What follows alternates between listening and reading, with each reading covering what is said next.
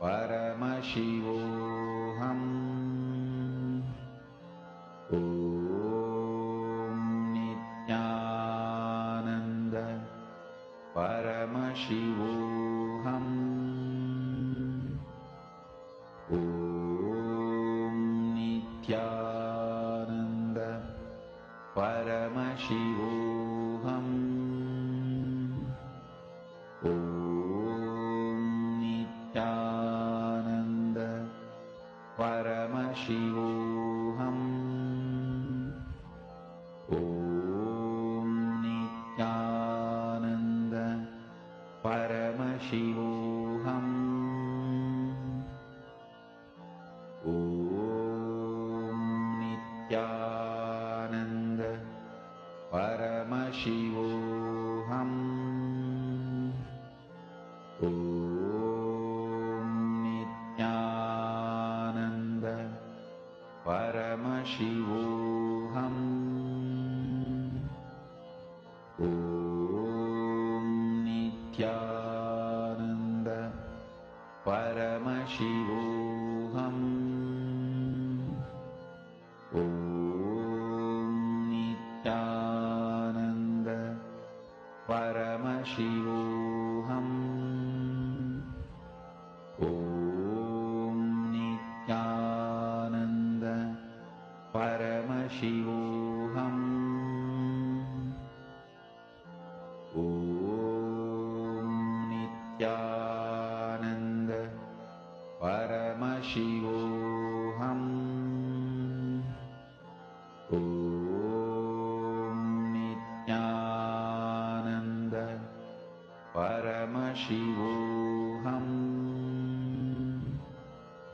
Om Nithyananda Paramashivoham. Om Nithyananda Paramashivoham. Om Nithyananda Paramashivoham. Nithyanandam, let us now continue the manifestation. We are going to move to the very, very important step. This session is literally the core for what we are all learning today, where we are going to learn about the world and my world, so that we understand what is completion with others.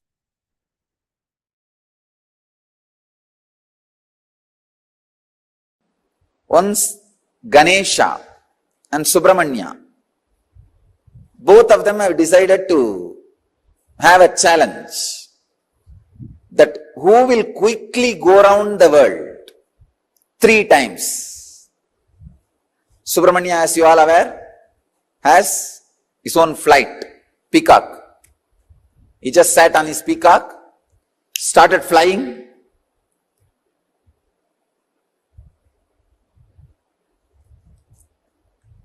crossing the continents, crossing the oceans, hills, once, twice, thrice.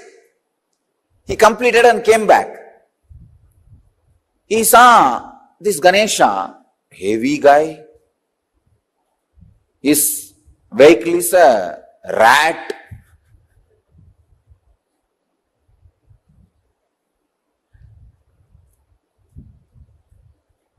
But this fellow claims he won the game by going around Shiva and Parvati 3 times.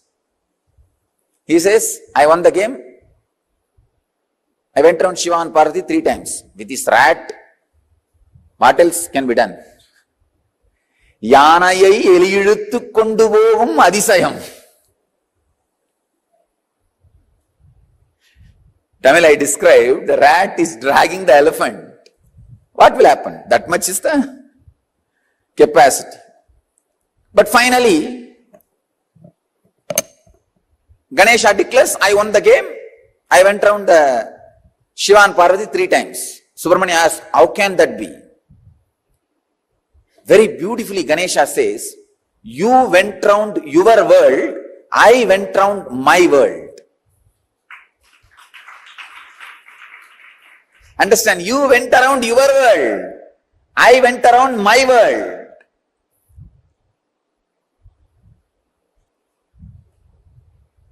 You went around your world, I went around my world.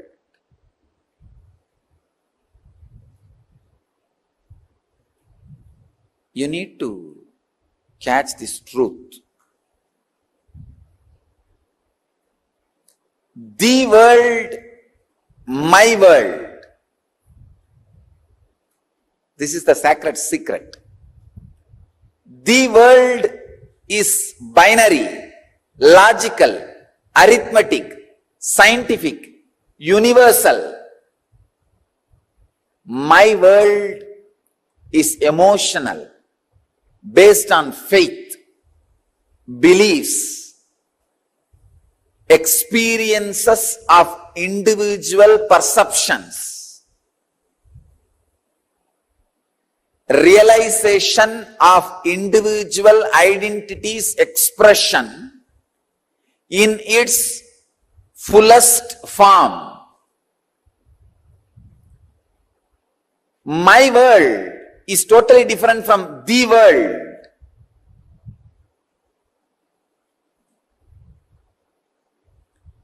When my world is completely in tune with the world, you are a Jivan Mukta. When there is no conflict between my world and the world, please understand, people who are always going around the world are caught in agitation, anger, stress, rajas. People who are completely caught in my world sometimes can miss the world. Here, Ganesha is successful not just because he was centered on my world, he was centered on my world which was in tune with the world. He was completely experiencing my world, the Ganesha's my world and the world is one and the same.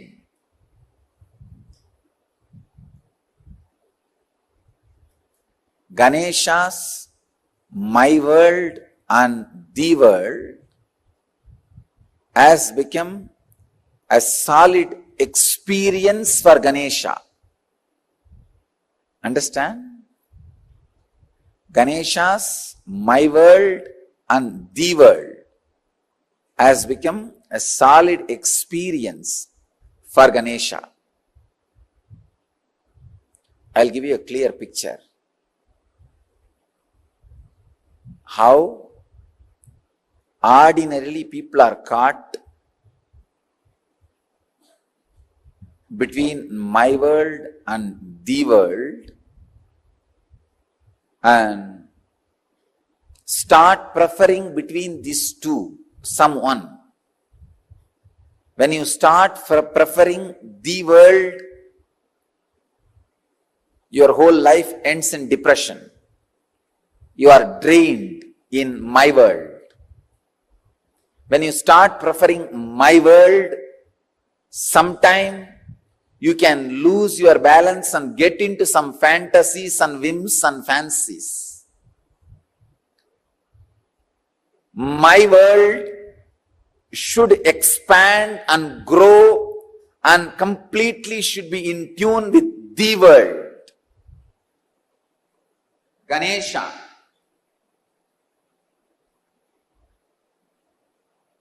is my world.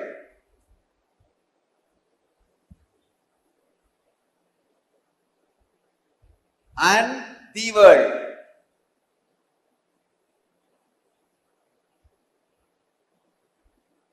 Both are in tune because Mahadeva, Shiva, and Devi. Please understand, Shiva and Devi are really the world, and Ganesha also experienced Shiva and Devi as my world. Please understand, they were really cosmos, and he is also experienced them as cosmos. So the my world and the world has fallen in tune as the experience of Ganesha. So he going around Shiva and Devi is literally going around the world. Even though he said he went around my world, in his case the my world is the world. Usually human beings who give preference only for the world become extraordinary materialists, but end up in spiritual poverty. Spiritual poverty, depression, utter depression. Same way, people who prefer only my world sometimes end up in hallucinations without falling in tune with the world. Understand, the world can't be rejected as you think. Misunderstandings about the world should be rejected. For example, fire is the world. Your fears and misunderstandings about fire should be rejected, not fire itself. You can't reject it. Its existence cannot be denied.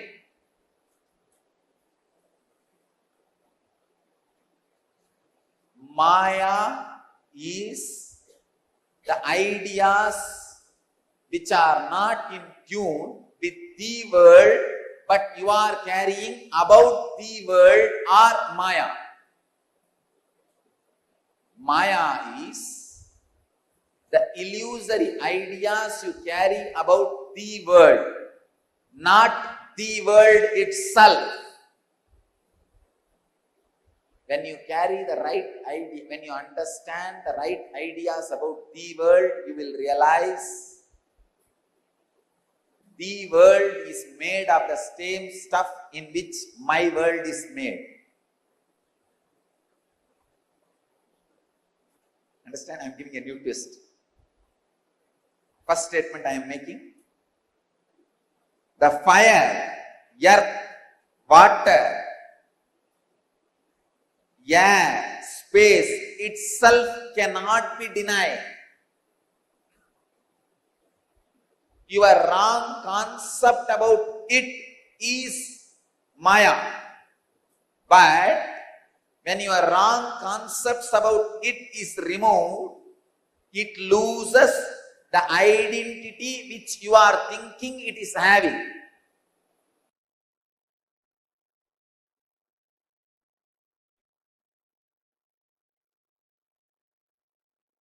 One example.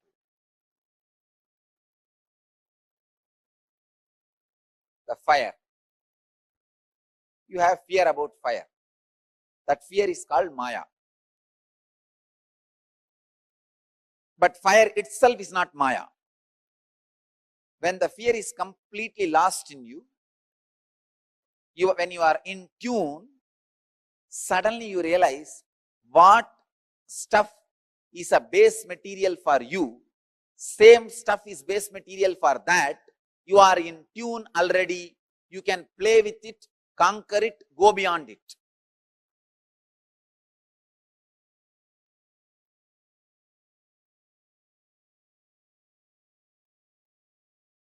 Catch it if you can. It's one of the very, very, very subtlest truths.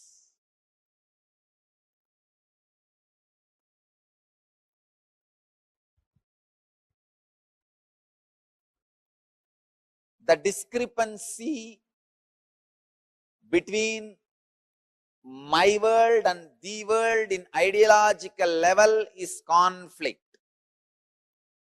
discrepancy between my world and the world in practical level is poverty and failure. The discrepancy between the my world and the world in the emotional level is depression. The discrepancy between my world and the world in the conscious level is illusion.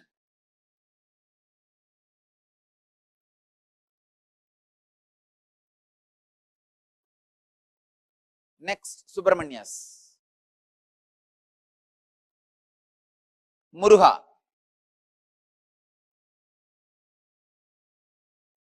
First, he goes around the world. As usual, when you go around the world, you will get into an intense rajas. In that extraordinary rajas, when you claim the victory, he comes back to see already somebody has won the game. It is like, we have a very beautiful story about Bharata, in whose name the whole Bharat is named. He suddenly felt he should conquer the whole world and conquers, reaches the peak of the Meru hills, which is mythological basically in Hindu tradition, to establish his flag. When he goes there, suddenly he finds 10 million flags are there. Means before him 10 million people have conquered the world. All their flags are there. He felt, oh God, where did I land? Then Brahma appears and says, oh my son, do not think you are the first one to conquer the world. Before you, millions of Bharatas have come. Millions of conquerors have come. All of them have conquered this world and claimed it is theirs, it is theirs, it is theirs. For this period, you are claiming it is yours, that's all. Then Bharata realizes, wow, that realization, click, makes him go for doing tapasya. And in that tapas, he becomes enlightened. How to be in tune with the world and my world. The balancing of the world and my world happens. Please understand, if you don't balance the world and my world, even if you conquer, it will be suppression of the world, it will get back to you as tsunami. The materialistic civilization is conquering the world without balancing my world, which is leading to all ecological imbalances, all natural calamities. Here, just like Bharata, Muruga comes back after going around 3 times the world, sees Ganesha sitting contently, radiating, and that gives Muruga initiation. Click. So he goes to a private place, Palani, stays there and does tapas, by becoming a sadhu. He becomes a sadhu, leaves everything, goes there and establishes himself in my world. When he is in tune with the world and my world, in the tapas in Palani, he becomes enlightened and starts radiating enlightenment to the world. Understand? The world and my world.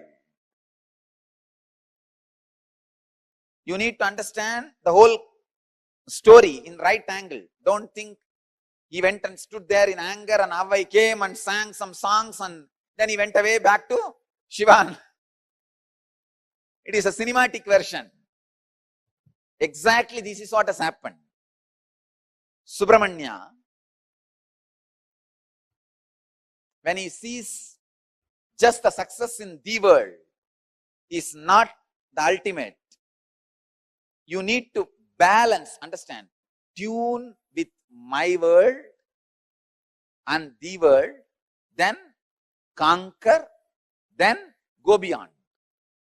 Without in tune, any effort to conquer the world leads to great chaos in the world and my world.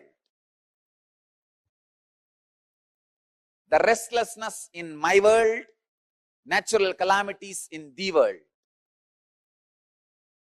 Extraordinary restlessness in my world reflects as natural calamities in the world.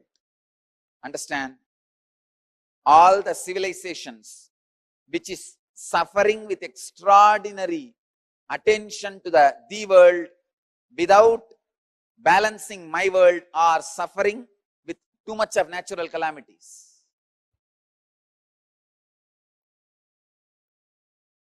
If you study, you will understand this truth. Natural calamity means the whole civilization is too much about the world. The balancing of my world is not happening. History should be in tune with mythology. Logic should be in tune with emotion. Facts should be in tune with truth.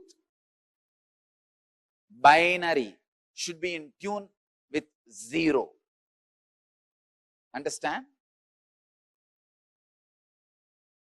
The binary logic,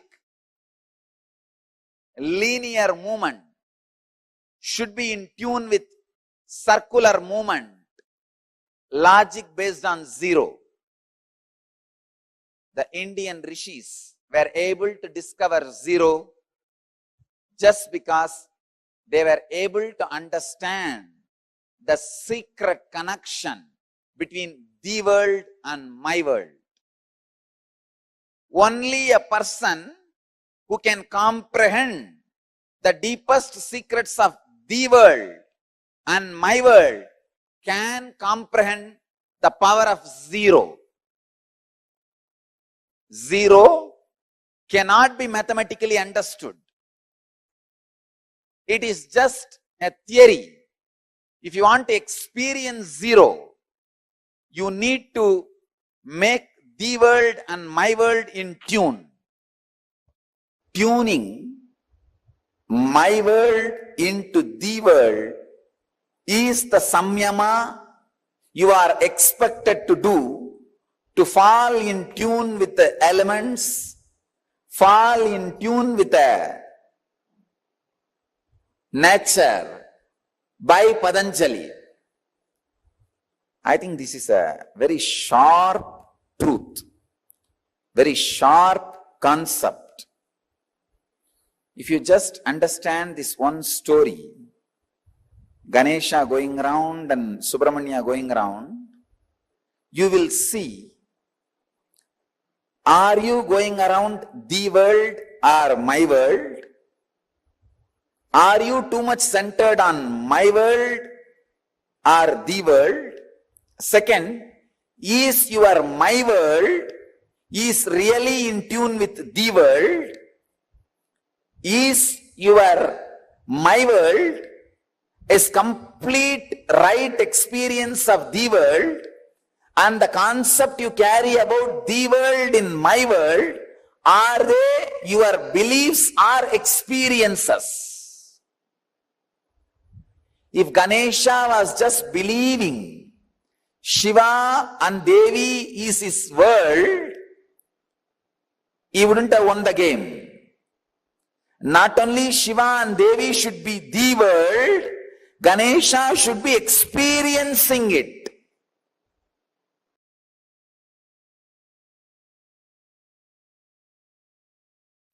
Listen. Completion with yourself is more like a spiritual practice. It is with completion with others, the life itself starts. Listen. It is from the completion with others life starts. The completion with others. I can say this was the greatest contribution of Vivekananda. Swami Vivekananda's greatest contribution to Hinduism. He brought this idea of completion with others to the front. Completion with others is a spiritual quality. That's all. It is necessary for enlightenment. Unfortunately, we always got the idea if you have incompletion with others, run away to the higher planes where less people are there. No, that is not a solution. That is not a solution.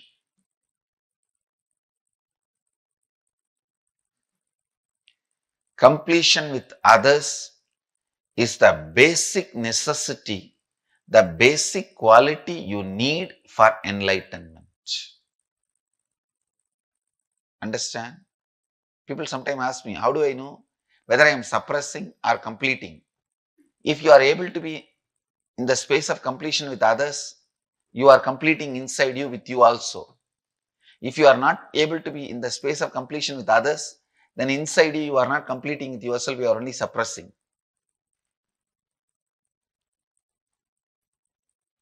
So the scale to find whether you are completing or suppressing, completing or brooding over, completing or waiting for a chance to take revenge. I have seen many people. In the name of completion, now I am completing, but I am not going to keep quiet. I will wait for time. When my time comes, I will tell you what to do. I will do what needs to be done. Completion with others is a spiritual practice. Completion with yourself is like Mahadeva. Completion with others is like Devi. Devi is required for the life to happen. That is why in all our temples, I have put Devi along with Mahadeva. I have not put Devi as a separate deity.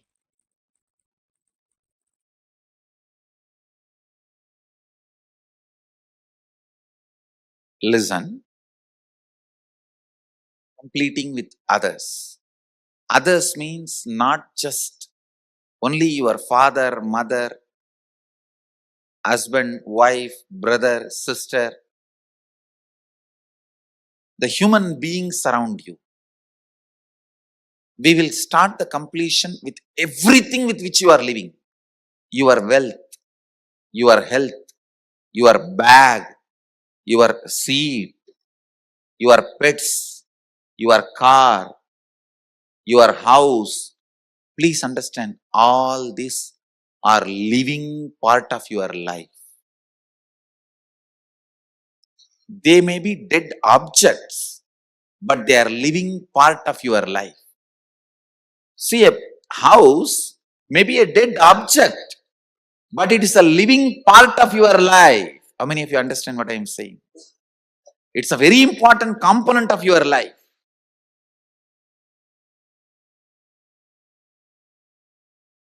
First, we will start completion with all the human beings with whom we are living.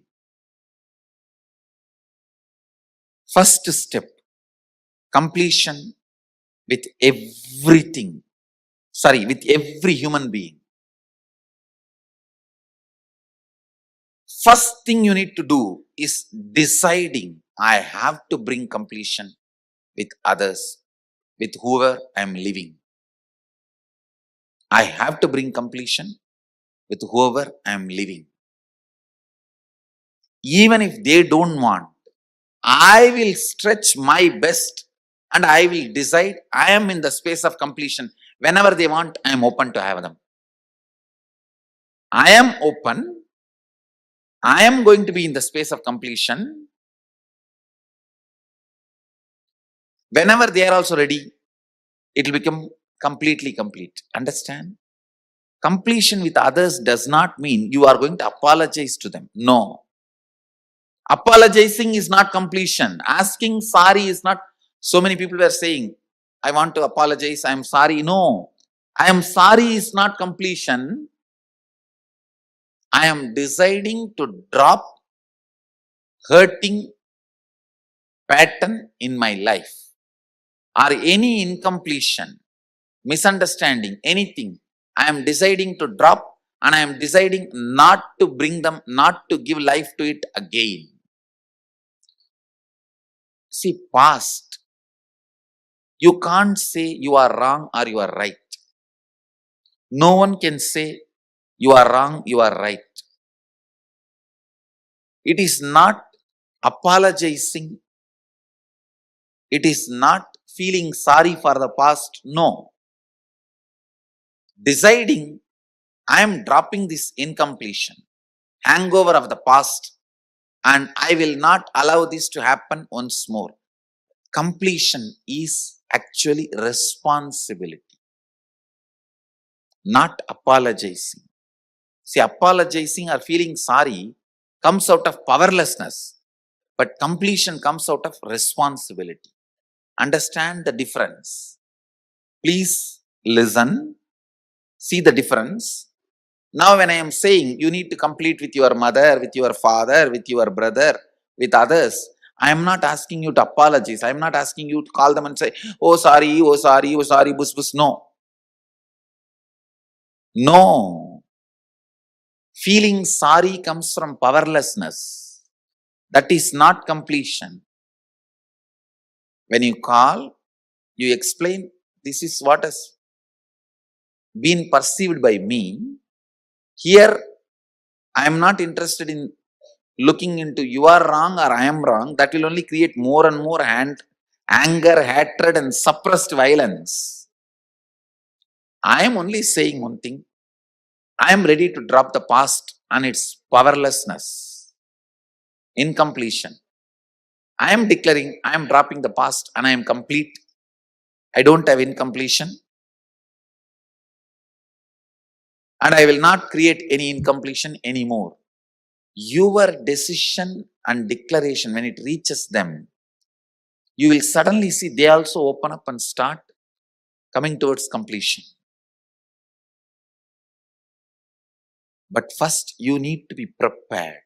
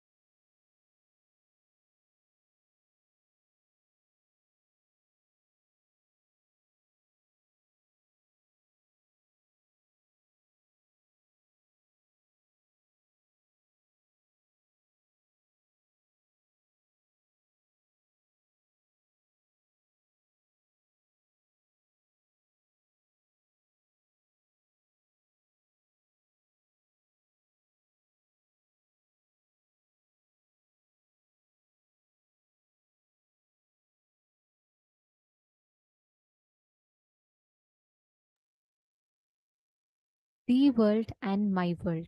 Swamiji has so profoundly explained the difference between completion and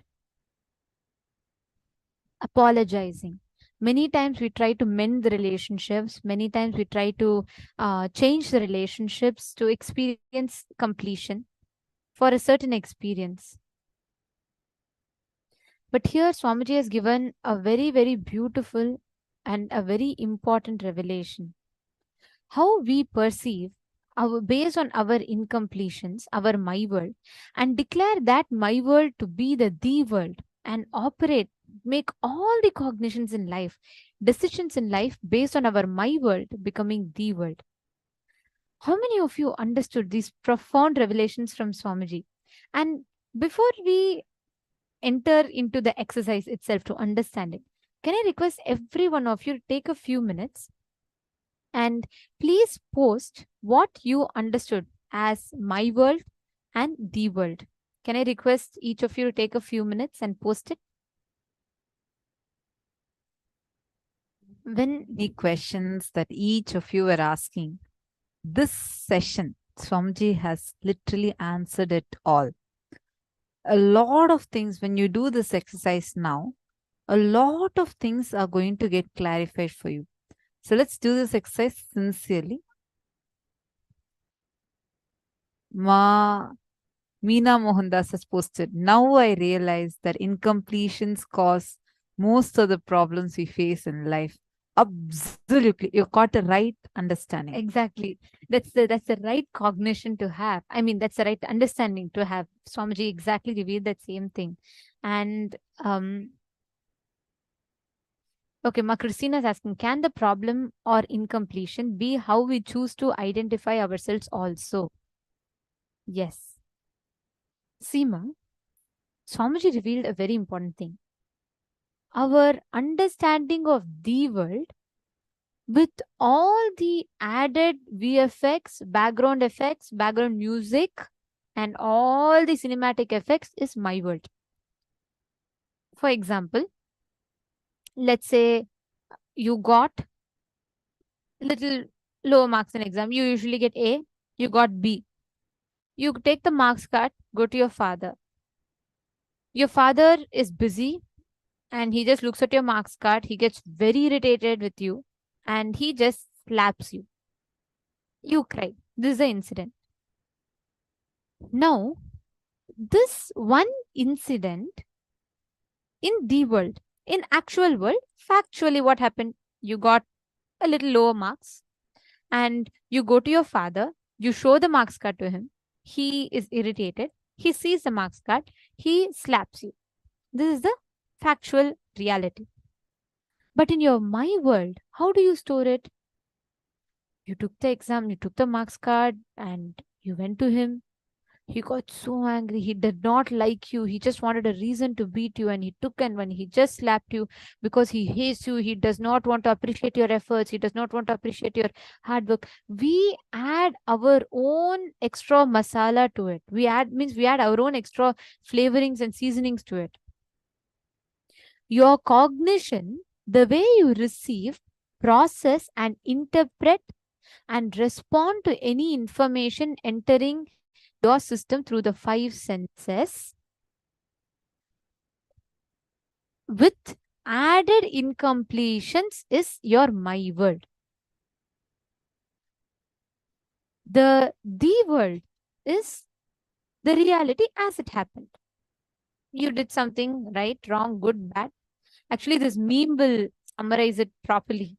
What Swamiji explains is my world and the world. If you see here, one person argues saying it is 6, one person saying it is 9.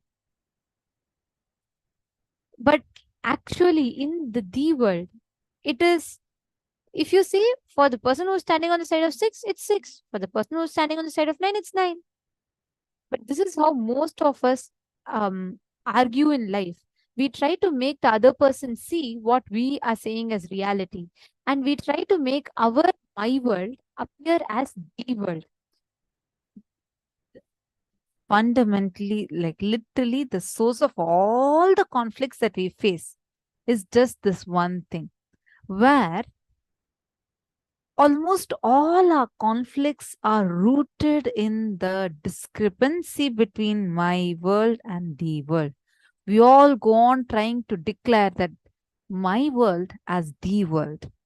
Each one's my world as the world.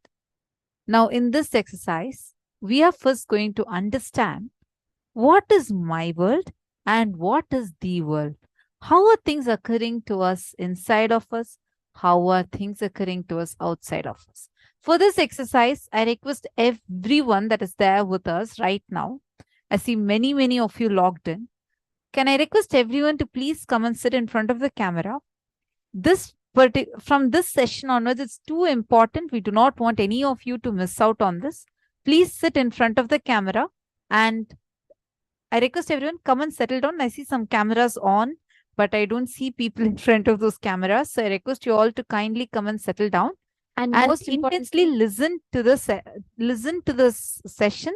And you're going to ask, if you have any questions, you can ask us, but make sure you are doing this intensely. And most importantly, if any of you have your family members around, please bring them now, because this process that Swamiji is revealed, this completion process, will heal even 20 years of scuffles that you may carry in your relationships. 20 years of all the grudges in your relationship will be healed with this one completion process.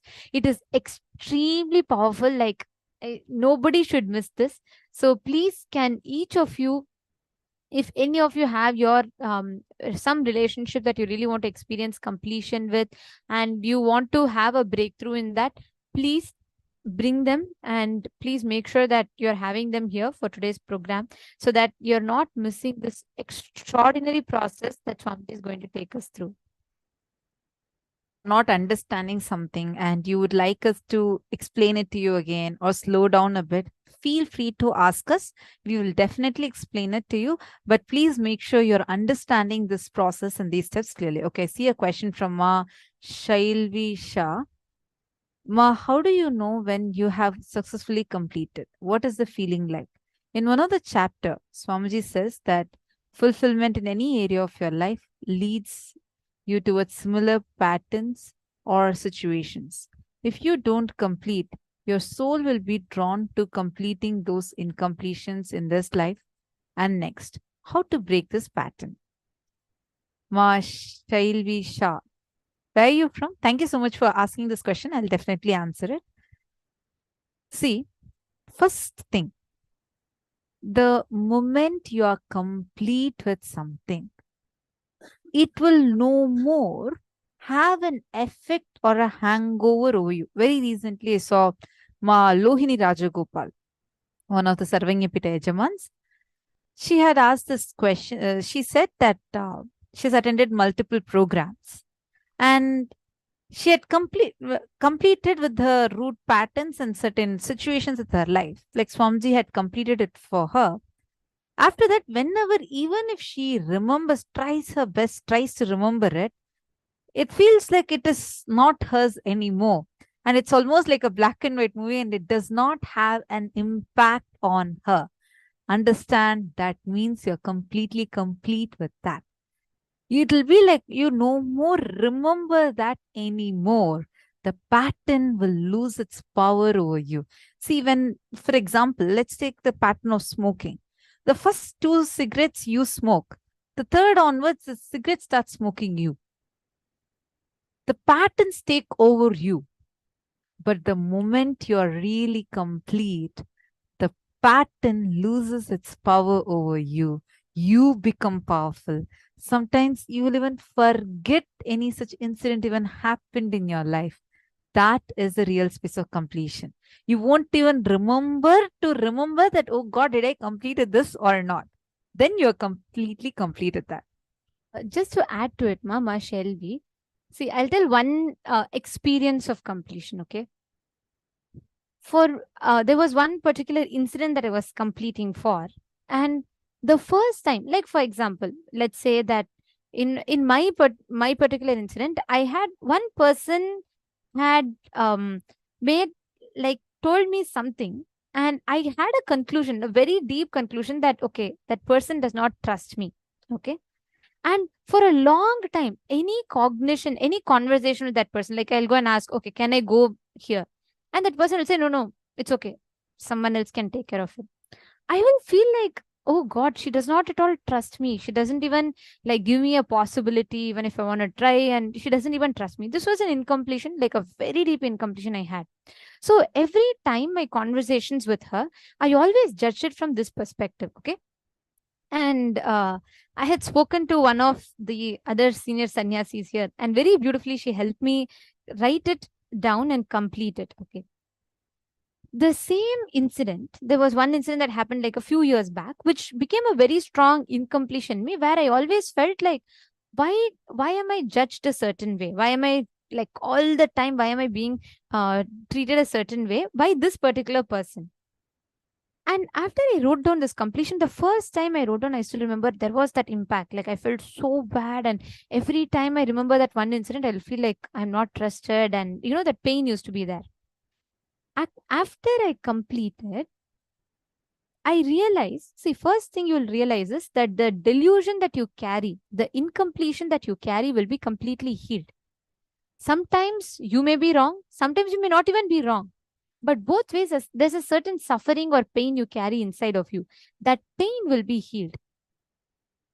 Secondly, the same incident, when you revisit back after your completion, you will not have the same impact. Like, for example, let's say someone fought with you. The first time, whenever you remember, you carry a certain pain, right? Like whenever I used to remember that conversation with that person that happened, which made me come to the conclusion she does not trust me, used to cause me pain every time I remembered it. Like I used to feel bad every time I remember it. There's a certain emotion attached to that incident. But the same thing, after you complete, you will not be able to have any emotion. You will not have any attachment towards that incident. Means you will not have any impact of that incident in you. Like, for example, when you watch a movie, right? And you see the, let's say the hero is fighting and he's getting hit and all that. You watch it as a movie. You see it. Like if you watch this thing on some war, okay, some war scene that is happening, you are not going to feel the pain and suffering. You watch it. You just, the scenes pass in front of you. You laugh when it is there and you just go on, move on. It is not personally impacting. You don't have a personal connection to it.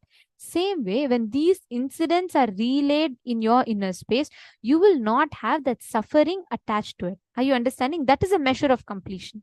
If you have even one bit of feeling that I am wronged, or maybe I'm not, I'm not loved as much, or why am I being treated this way, as long as you carry even one of these thought currents, that means there is still something, some component sitting in you which needs completion, which has not been completed. The moment you complete that, you will be completely out of it. That's the way you can measure. Are all of us ready to bring the space of completion with all our relationships, completion with others? How many of you are ready for it? Understand? The step for completion with others is from this moment, let me. So for that, please give us a few minutes.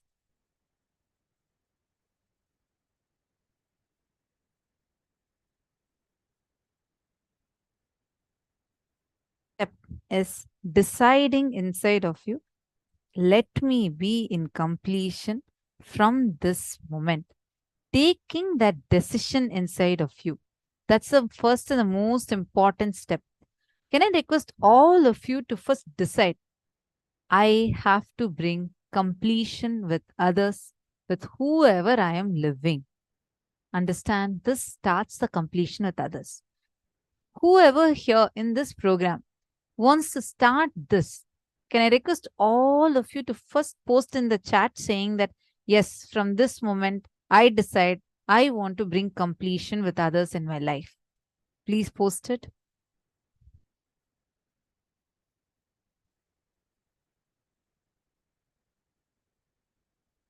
I request all of you to post it.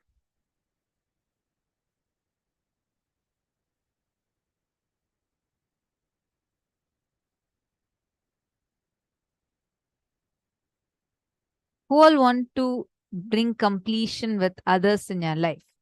Take a few minutes and post it in the chat with a full sentence. Very good. So now you all have taken this decision. Great. Now understand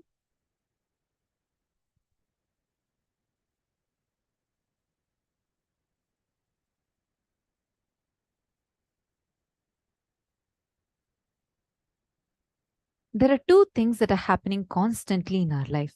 The world, meaning the happening, actual happening, which is just a set of facts. Okay, she spoke this to me. All of these are like a set of facts. The happening as it is happening. It is the world.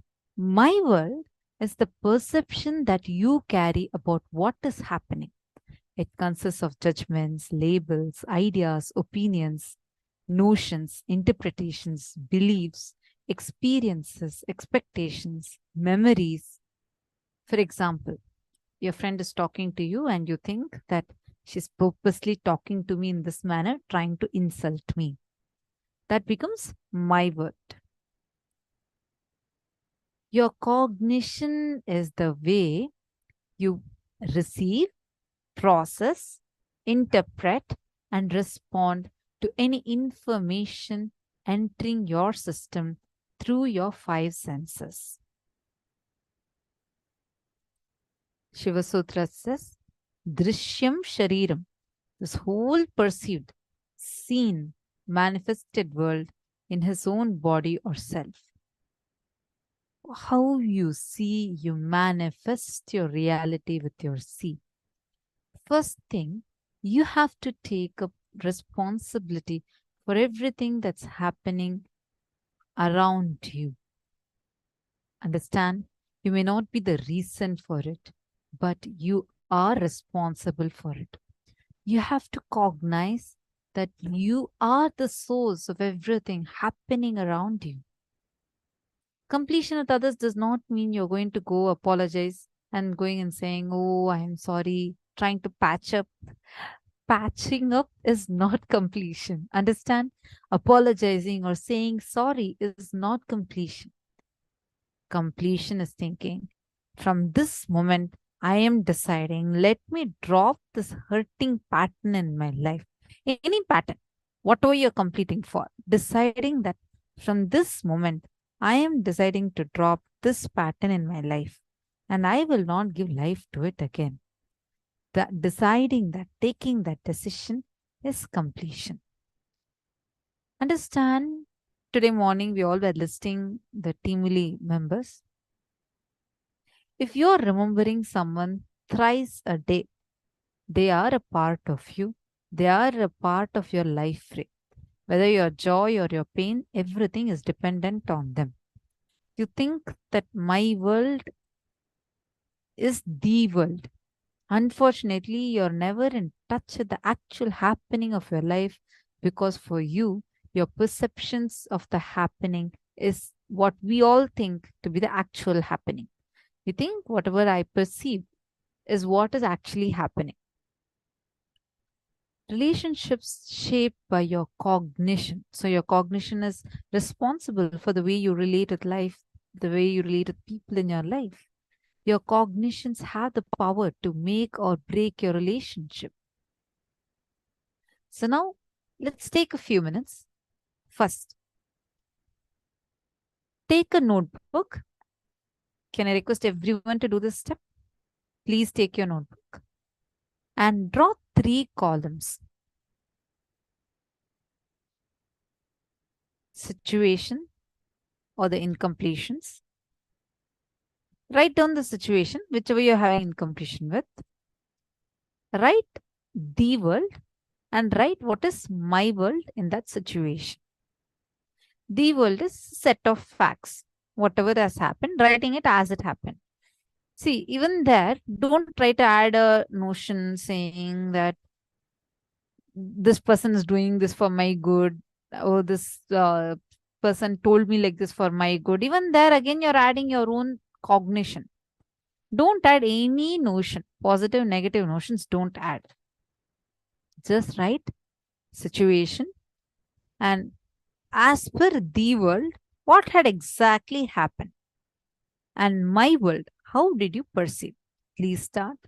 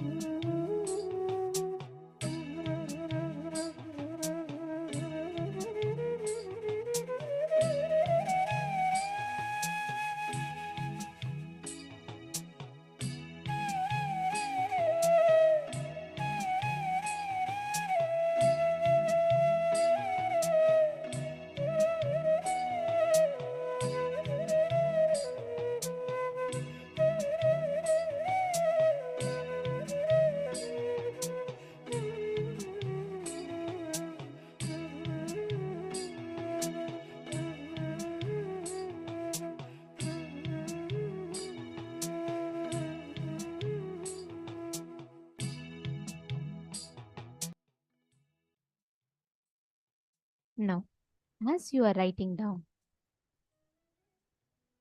I hope every one of you have written down the situation, the my world and the world incident. The same incident, the same situation, how it actually happened, factually happened, and how you perceived it. Now, in the next part of this, describe the relationship you have with 3 people. Okay? Go back in your life and describe the incident when you started judging having incompletion with those people. Like, for example, it can be your spouse, the first time you got married, or how it was, and how you started building the judgment. Like, for example, if you think your spouse is someone who's like, always irritated, who always yells at you for small, small things, who does not understand you, go back and see when was the earliest incident where you developed this judgment about that person. Which was the earliest incident where you developed a judgment about your spouse that he or she does not listen to you? It could be anything. Sometimes it is not listening. Sometimes it will be that he's not a person who's loving. He's not compassionate. He's selfish or she's selfish. He doesn't care. All of these kind of judgments. Go back to the earliest incident when you started developing it. I request everyone to do this sincerely. See, take any 3 relationships.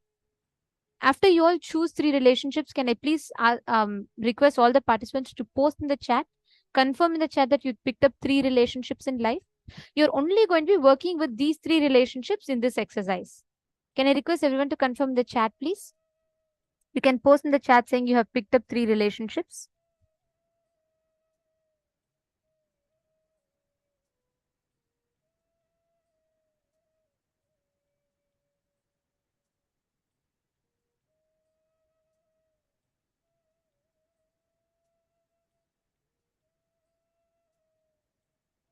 Just 3. If you all can please confirm that you have picked up 3. Don't pick up more than patient. Okay, some of you saying you are having participants unmuted in the room. We are attending to it. We'll mute the participants. I request everyone to please pick up and confirm that you have picked up.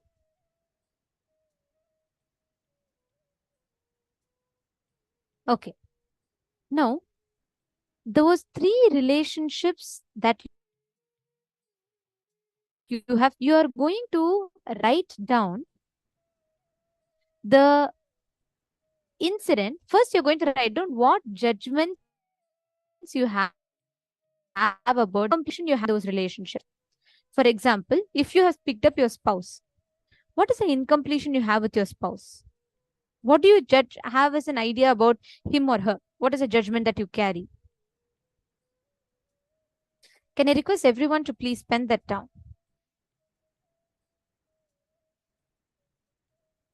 Do this sincerely. Understand it is only for yourself. It is only going to do good to you. So please write it down sincerely.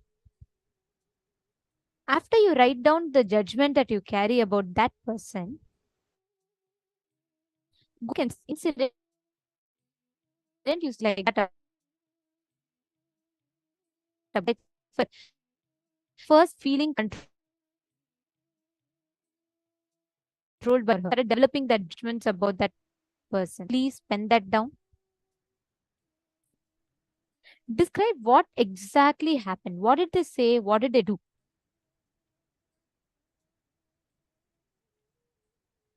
Please pen this down sincerely.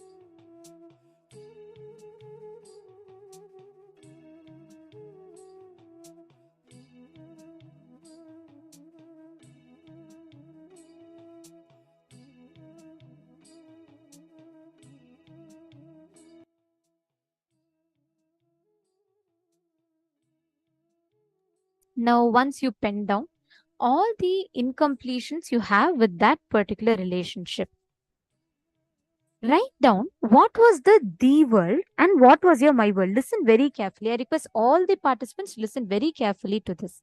And if you all understood, please confirm to me that you all have understood. See, let's say you had you have an incompletion with your spouse, that you feel that your spouse is always very, very judgmental and they don't allow you to be yourself.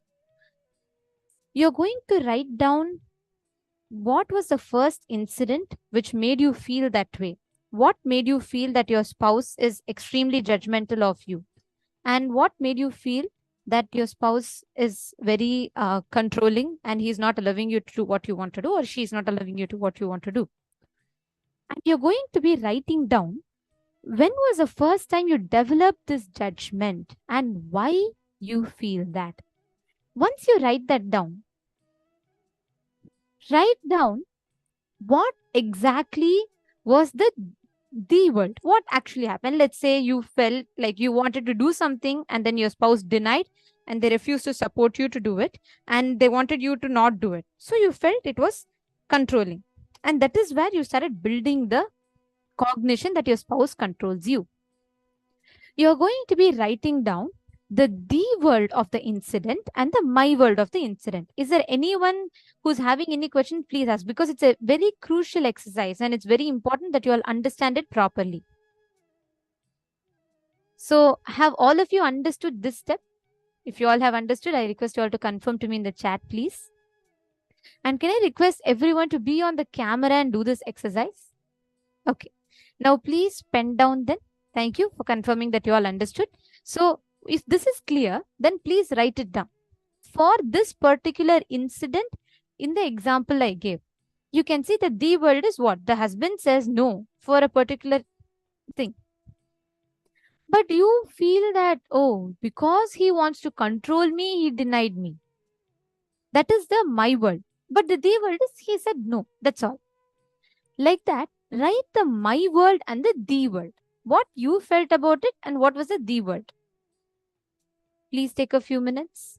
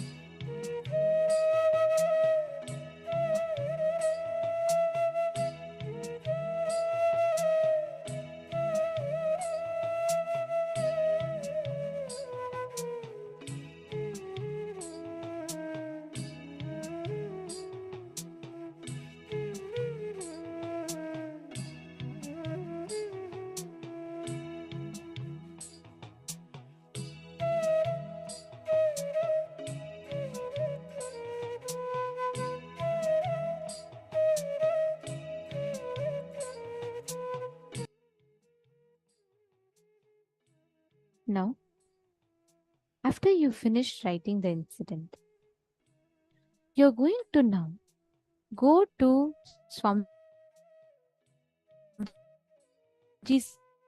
talking. Listen very carefully. You're going to be verbally talking to Swamiji's Atmamurti and expressing what you feel. You're going to be telling Swamiji, go to Swamiji, talk to the Atmamurti and tell Swamiji's Atmamurti, Swamiji, I feel this is what I feel, and this incident, it happened like this. I feel my husband controls me. I feel my wife controls me. I feel that they're very bossy, they're very dominating. Whatever you feel as an incompletion, you're just going to go and talk to the Atmamurti. See, don't just read it out. Talk to the Atmamurti.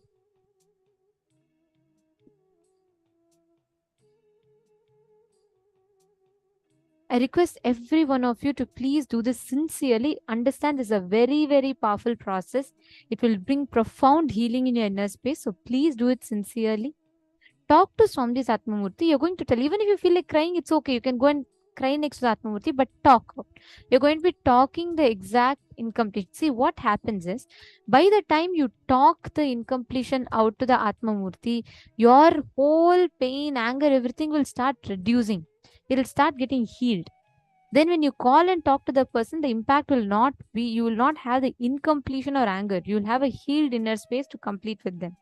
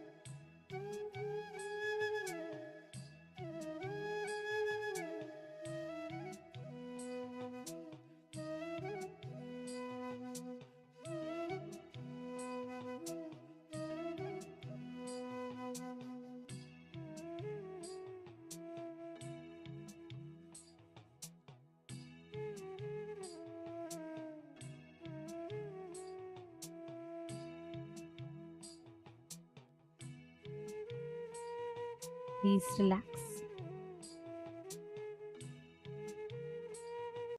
Now, the last but the most important steps of all. You're now going to be calling your relative, whichever relationship that is that you want to complete with, and you're going to be completing with them. Listen very carefully. With you sharing with the Atmamurti all the extra masala, chili, salt, all the vengeance that you would have added in those incidents would have settled down. Okay. Now it is only purely you will be ready for the real completion. Please understand, all of you, please listen to this very carefully. In this step, you are only going to be calling and completing with your partner, whoever that is. Okay, I request everyone to listen. It is not going to be like a very straightforward thing, because I want to make sure you're all understanding the right way to do.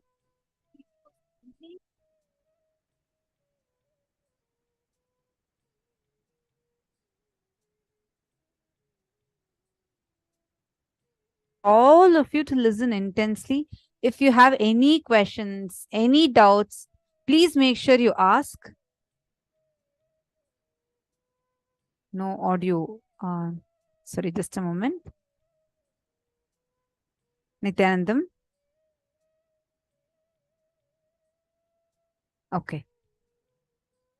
It's fine now. Okay. Thank you, Mom. See, this particular step is too important. You're going to be calling and completing with them, because unless you understand it clearly, you won't be able to do it properly. So we request all of you, make sure that you are understanding clearly. See, first thing, cognize clearly, you are responsible for it. You're not going to pick up your phone and say to your spouse that, hey, you know what, that day when we had that argument, you were wrong.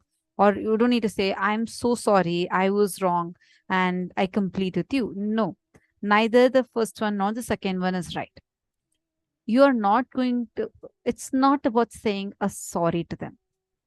Past is past.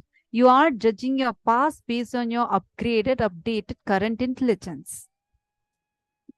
Have all of you finished the completion process, completing with yourself inside of you? Have all of you done that? At least for a few incidents, have you written and completed? How was your experience at that time when you did the completion? Did you feel the relief? Actually, you're supposed to do it 5 times for each incident. Understand?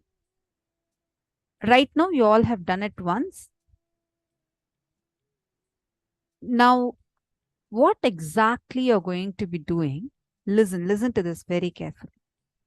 Cognize that whatever has happened to you, you are responsible for it. You may not be the reason for it, but you are responsible for it. Let's say that you couldn't save your marriage, probably because of a huge conflict that broke out. Even if things were like with dealing with some trust issues.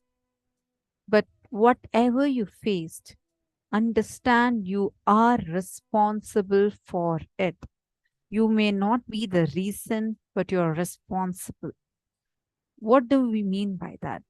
Understand and cognize how this pattern that you're carrying, whether it is self-victimizing pattern, many times you spoil your relationship by trying to victimize yourself. You go on and on and on all about how victimized you feel. And you want the other person also to acknowledge that victimization when the other person is also waiting for you to acknowledge theirs. Neither of this is going to work out. You're not going to be picking up your phone and saying, look, what you did that day, this, A, B, C, were all wrong things. You're not going to do that. Nor are you going to pick up the phone and say, hey, you know what I did, A, B, C, all of those were wrong.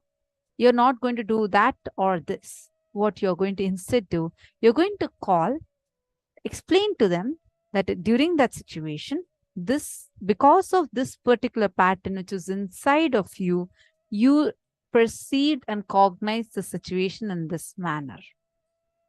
Understand? You're going to call and complete only first after you relive and complete inside you. Then you call that person, and then only you'll be able to do the completion with them properly. You're going to call, talk to them, tell them, it was my pattern that I projected it on you. This is the way. This is why I took it like this. I cognized it in this way, and I started this pattern in me, and I reacted in this way.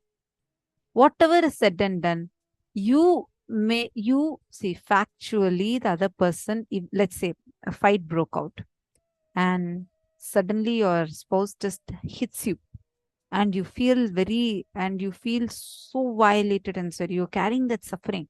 He hit you maybe about 5 years ago, but still now that suffering in you is so deep that that whole relationship between both of you becomes completely spoiled.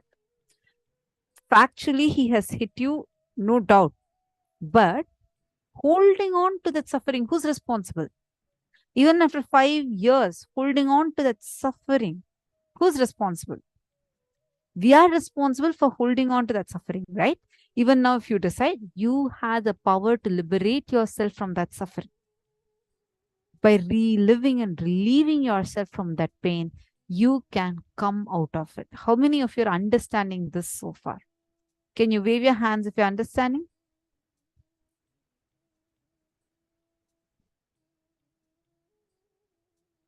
Wonderful.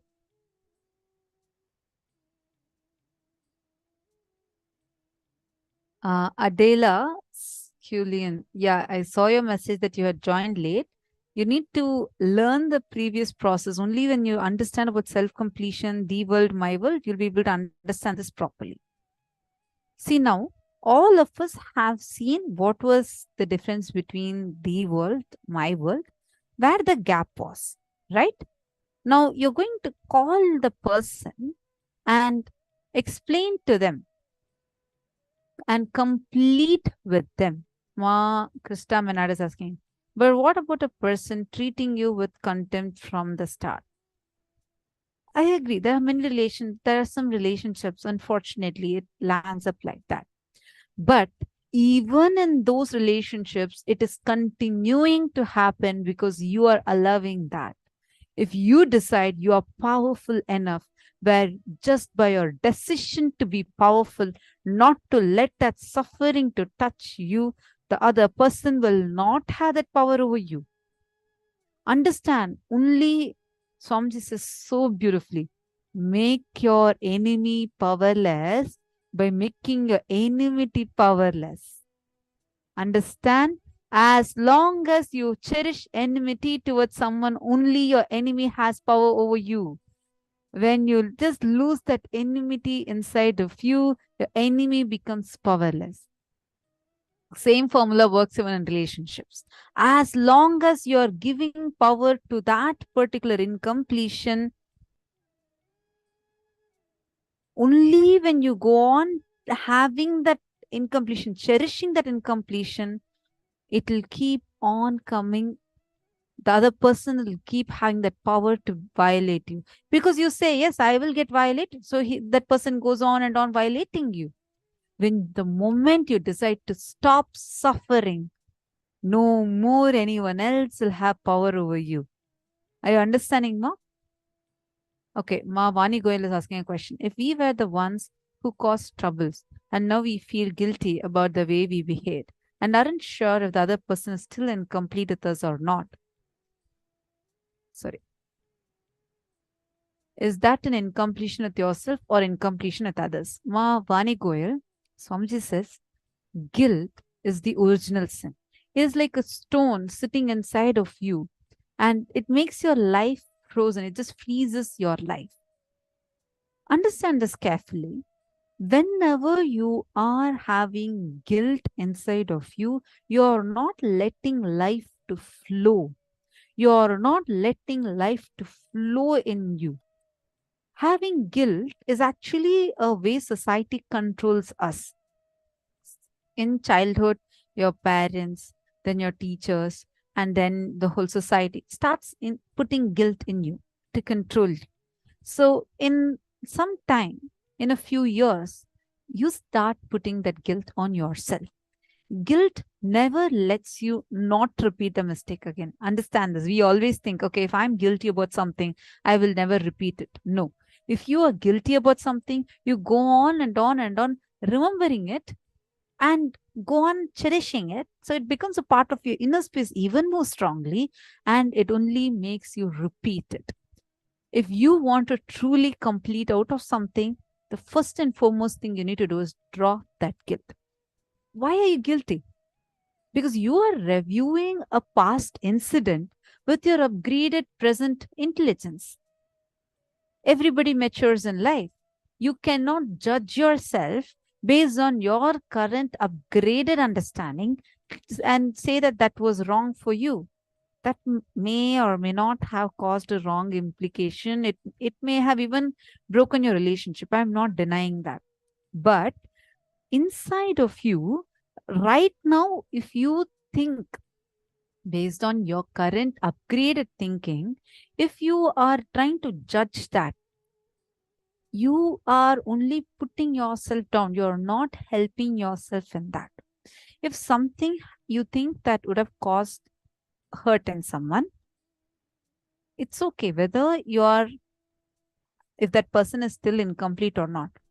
As long as that incident disturbs you inside of you, first, do self-completion with it. Second, call the other person, complete with them for it. You're not going to say, hey, you know what? Like probably, let's say you hurt your parents and you're so incomplete about the way you behaved with your parents, and you're having a lot of guilt and like heaviness to talk to them about it. By you holding that guilt, it is not that you're not going to repeat that mistake again, because as long as you hold that guilt, that guilt will trigger the same visualization which in a matter of days will repeat again in you as an action. Instead, drop that guilt, complete with yourself, relive that incident completely, at least 5 times. Then call the other person, explain to them about from what pattern you had operated and how right now you're deciding that you want to be in the space of completion. You're completing sincerely for the hurt that you have caused to the other person, and completing for the pattern that made you do that action. And commit to them that you will no more cherish that pattern. Definitely, even if the other person does not remember it, when you do the completion, it only strengthens your relationship further. It does not bring your relationship down. It adds more value to your relationship. Important point. Swamiji had told this in the satsang as well, right? Don't apologize. It is not sorry. You're not going to be asking sorry. Asking sorry, feeling guilty is not completion. Completion is you really dropping that understanding you are responsible for the situation and taking responsibility. Even if someone did wrong and you're completing with that person, you cannot say, oh, you did all this wrong, but I should have not been incomplete. I'm completing. No. You need to have the understanding. You may not be the reason for the incident, but you're responsible for the suffering. You may not be the cause for that. You may not be the reason for that, but you're responsible for the suffering you have. With that understanding, now call and complete. Are all of you clear? If you're all clear, please put yes in the chat. Okay, Ma Chetan is asking, what if while explaining to them and taking responsibility and trying to redo the completion during this time, if they start blaming and shouting or trying to break and triggering, judging, how do we control this moment and not fall for that? Okay. See, even this statement of yours is coming from a judgment. You're already holding a space. Understand? You're already holding a space that this is how the person is going to respond. Inside your mind, your script is prepared. Okay, I'm going to go tell I am responsible for this incompletion. That's all. He was waiting for that one statement. Now he got it. He's going to say, I told you that day itself, you're only responsible. I told you you're only the reason for all of this. So you have already prepared a script. Oh, if he tells that, what do I tell? How do I face him? No, that itself means you are already writing a script. Then what happens naturally? That will only happen when you call exactly. You will see the first statement you tell, I want to complete it. You'll say, I knew you will come for this. I knew you will finally realize what you did. He will naturally tell like that. Then what will happen? You will say, see, I thought this, what will happen? Better let me not complete. This completion and all will not work for me. No, it is not like that. Understand, Ma? Don't prepare that script. Don't already go with the notion that this is what it is going to happen. No. Go with a cognition. Let me complete, irrespective of how life responds to me at this moment. Understand, firstly, you need to know you are the person here who knows the signs of completion. The other person is right now not complete. So maybe that person is still in their incompletion. So who should be more matured and responsible here? You only, right? Because you know the completion, you know the context of completion. The other person may not even be matured, or they may not even know the signs of completion. So here, since you are going for completion, first thing, understand, you are completing not to please the other person. You are completing because you want to complete and heal this wound from your inner space. Second, you are not completing to blame it on yourself. Completion is not self-blaming, nor is completion blaming another person. Completion is you healing that wound. You have a wound, right? You're going to say, see, this is the reason the wound happened, and I want to complete that situation. And I'm really telling you, Ma, if you complete, the honesty with which you complete will shift the other person's inner space so much. Like, literally, I had this as a very, very beautiful experience for me. When one of the newly when I had joined Gurukul, I used to really have a lot of incompletion with one particular person, one particular teacher, I should say. Not even teacher, like a mentor who used to take care of us. And once only Swamiji told me that you're carrying this incompletion with her and you're not actually seeing what is a, because I used to always feel like she does not understand me, or I don't know why she constantly has a certain judgment about me. But I'm telling you, nobody told me to complete. Nobody even spoke anything. I just went from the context of really completing. When Swamiji told me, I had a realization. And I really felt like, oh God, this should not be the thing. And I'll tell you, the day when I went to complete with her, the whole response, the whole conversation was so different, as if nothing ever happened at all. That morning only, it was like so, like, I had really a strong incompletion with her. But the moment I went to converse with her, it was like as if nothing at all happened. I was so shocked at it. But my context to complete was genuine.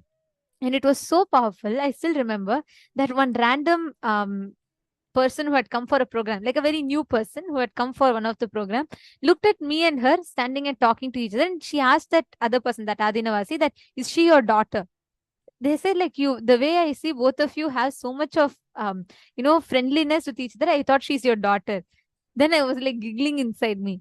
I was like, Swamiji is just showing the situation to show me the power of the science of completion.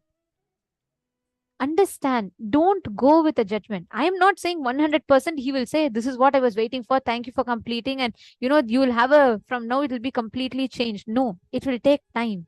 But you should go from the space of genuinely wanting to complete. Don't go expecting a certificate. At the same time, don't go with a grudge or a judgment. Go with a context. I want to complete. Let me take this step from my side. That's all. Very important thing is, most of the times we hold on to a pattern of feeling right. We want to feel that we are right. They want to feel that they are right. And both of us, in the thing of trying to prove ourselves right, we end up in conflict. Now, you just decide that you're going to drop that pattern. See, whichever pattern you're deciding to be completing for, be sincere about it. The other person may or may not accept your completion. Don't think that the other person has to accept my completion. Don't go even with that. Drop all the expectations. Just hold on to your sincerity to complete. That's all is needed. You're understanding, Ma? Okay. Now let's all get started. Let's all do the completion process. Sorry, I just have one more question. Ma Krista Menard had asked. How do you complete a cognition of worthlessness? Ma Krista Menard, first thing, sit and write down those. We're attending the program, right? Because we're going to be on each of this each day. Do the self-completion process sincerely every night. Sit and write down those incidents. Swamiji says, you are nothing but just a bunch of patterns and words that you carry inside of you and outside of you. Just the words we carry. That is why certain words can trigger us. I'll give you an example. If I tell dolphin, it may not trigger you. But the same thing, if I say useless, it might trigger you. The words, why do they trigger? It's not even the intention from which I'm talking. Even those words are not going to trigger you. But even if normally, if I say the word, let's say, I'm just giving an example. Maybe this word may not trigger you, but to give an example, when I say useless or not worthy for anything, the moment you hear these words, why do you think they trigger you? Because it's not from outside. These words you have told yourself. It is a wound from your young age. It's just there inside. A pus has been created because the wound has not healed. The pus has formed on top of it. You go on covering it. It's like you put a shirt on top of it and you're trying to hide that pus. So every time somebody touches it, it pains. It hurts. It's not the other person who's touching it. They don't even know that you have a wound over there. You can't expect every time life should not touch it. Your responsibility should be heal that wound. Having the pus, we are responsible for it. The wound might have been caused due to any reason, but we are responsible for continuing to have that wound. We are responsible for continuing to have that pus. We are responsible for the pain that we go through. You understanding? This should be experienced, Ma. Only when you start completing, you will start understanding the effect of it. I request all of you, I see many of you have questions. We will also have the support desk attend to these questions to help you all. But right now, in the interest of time, let us first start the completion process. Please pick up your phones. You're all going to be calling and completing. You can always introduce to them, telling, you're from attending this program, and you can explain to them, tell them very clearly that they are not responsible for the incompletions and you are only completing to heal that inner space. Just start with that simple introduction. Then the purpose of completion is not just to heal relationships. Your whole energy and consciousness will be different. So come on, let us all start. Please pick up your phones. I request everyone to do this. Do not miss this process. It will give you tremendous healing in your inner space.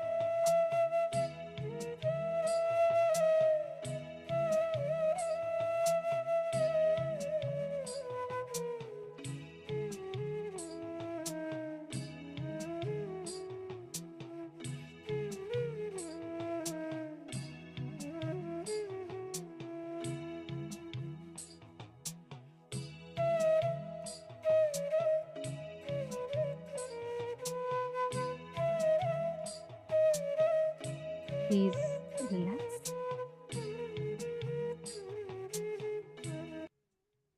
I request all the participants to please share how many of you have made the calls and how has it been so far?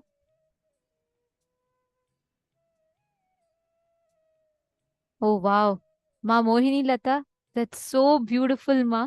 Ma Mohini Lata has posted that she spoke to her brother after 6 years and she cried a lot. Wow, that's beautiful.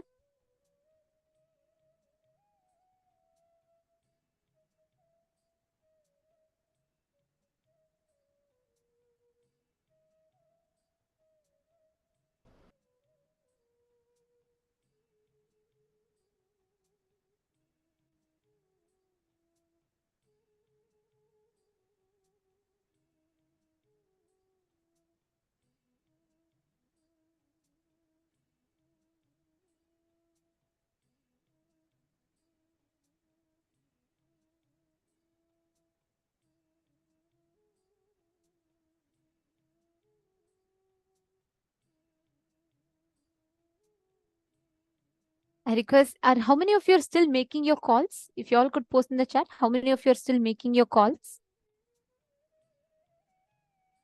And you will still need more time. If you're all done, you can put done. If you still need more time, you can put. Based on that, we can move forward.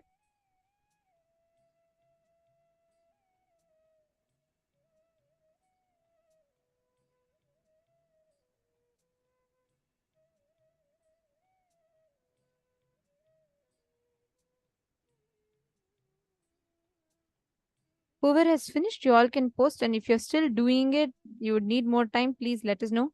Ma Chetana, did you call?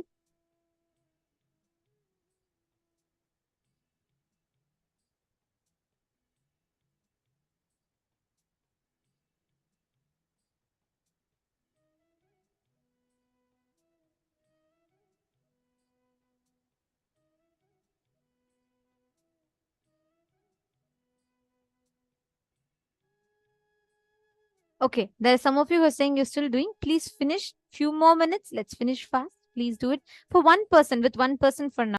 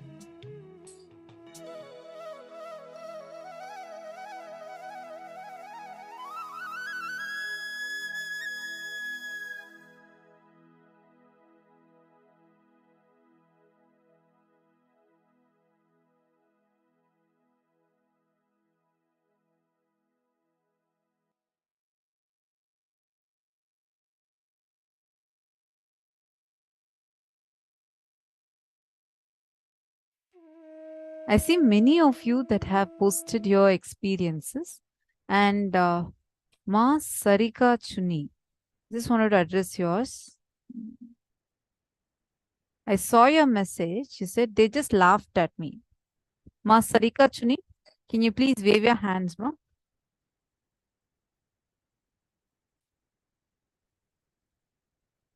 Ma Sarika Chuni.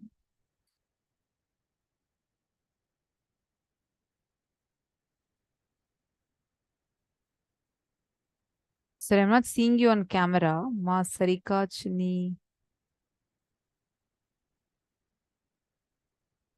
Oh, okay. Okay. See, first and foremost thing that you need to understand, you decide that you want to be in completion. You have decided that you want to get completion, right?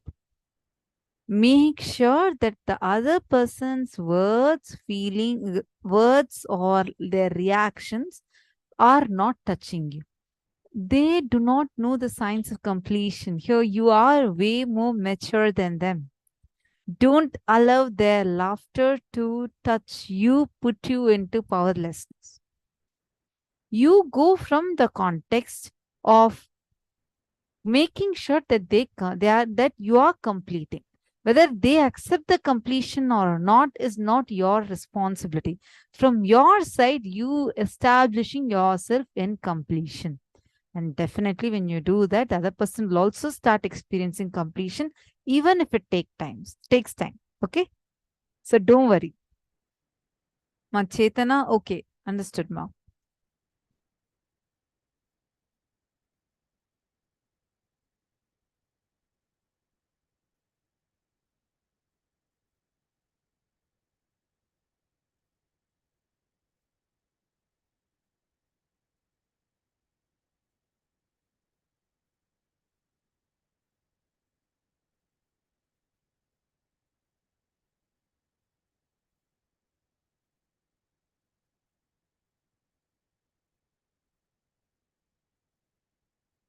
Sarju Pandit has posted, I did completion with my husband. He's here with me, so I talked with him directly. Not only my incompletions with him melted, my incompletion with everyone around me melted too. I cried a lot while doing completion. All of a sudden, I started seeing each and every relationship as a possibility, as an extension of my life, and my grudge towards them melted, and I'm feeling tremendous love towards everyone. Wow. Wonderful, wonderful, Ma Sarju Pandit. I actually recommend that you do a video on this. Really, really nice. It's very nice to see each one the way you all had done the completion process and how you are experiencing.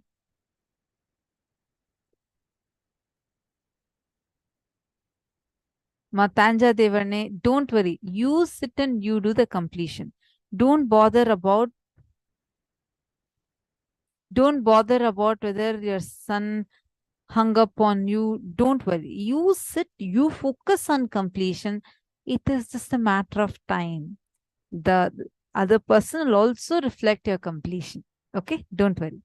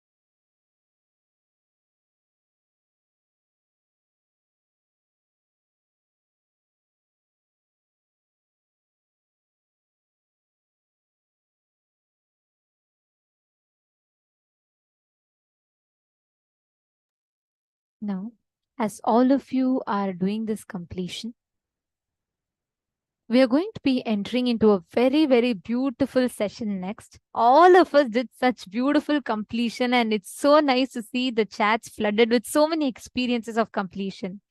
Now, we are all going to be listening to how Swamiji did completion and what was that moment where Swamiji completed with his mother. It's a profound incident from Swamiji's life. Do not miss it. And please listen. And there are many of you who are still asking questions. We will be attending to it. The support desk team will be attending to it. But now, in the interest of time, we're all going to be entering into the next session. Yes. So let us get ready. We're now going to be listening to how Swamiji did the completion with his mother.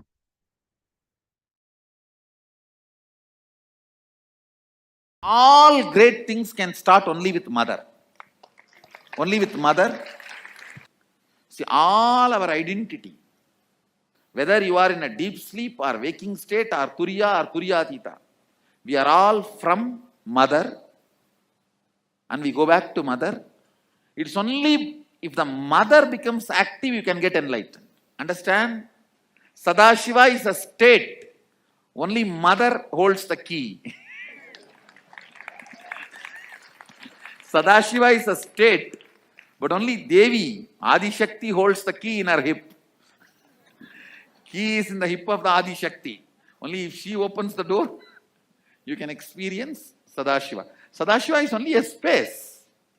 It's only Adi Shakti who decides who will experience that space. Understand? Any incompletion you have with cosmic mother only. Because she is the source. If you are incomplete about the person who is sitting next to you, it is not about the person next to you. It's about the source of that person and you. Both. Mother. Cosmic mother.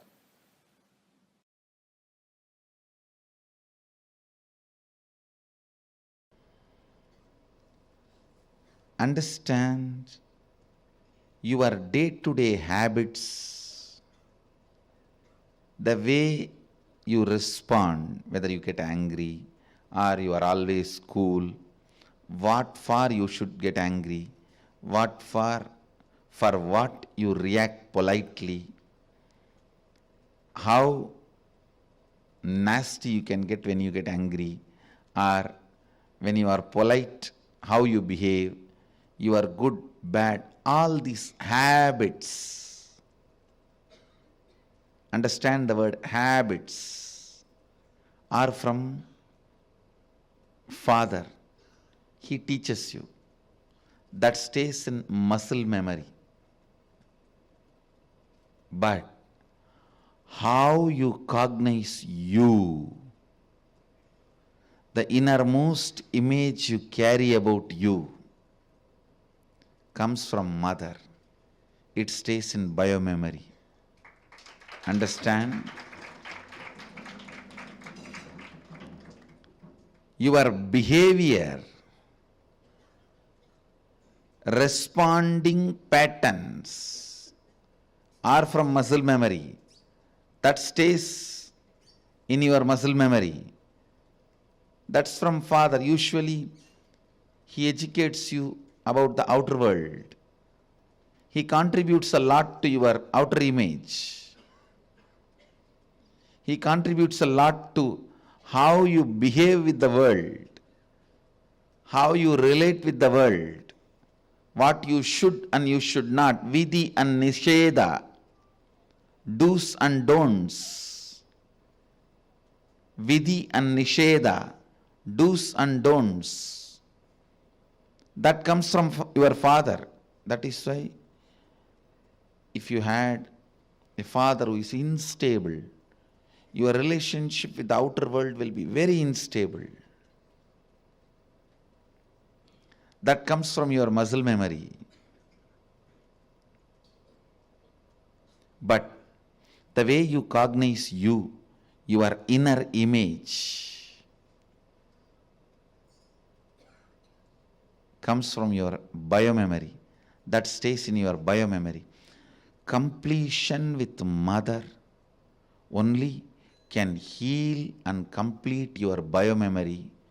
Mother worship is the direct method. Understand? Mother worship is the direct method. That's the word I'll use. Most direct method to bring completion in your biomemory.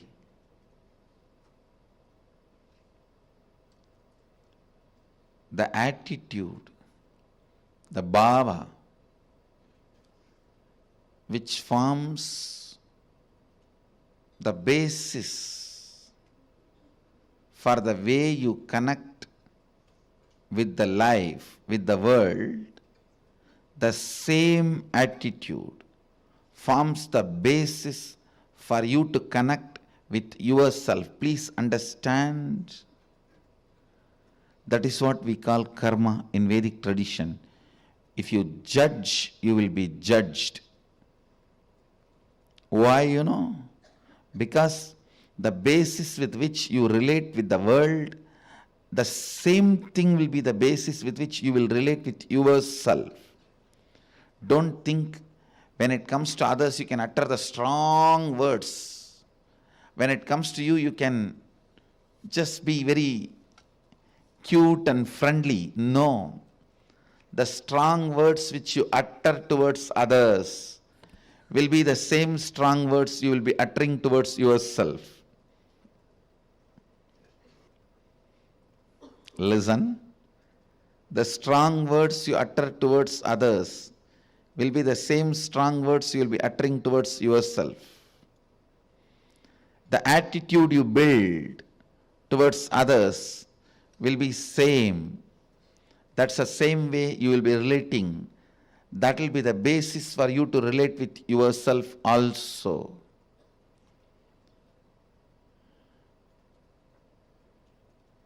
That is why I insist, bring motherliness in all your relationship with others. You will bring so much of motherliness in your relationship with yourself. You will be able to heal you. You will be able to feel you.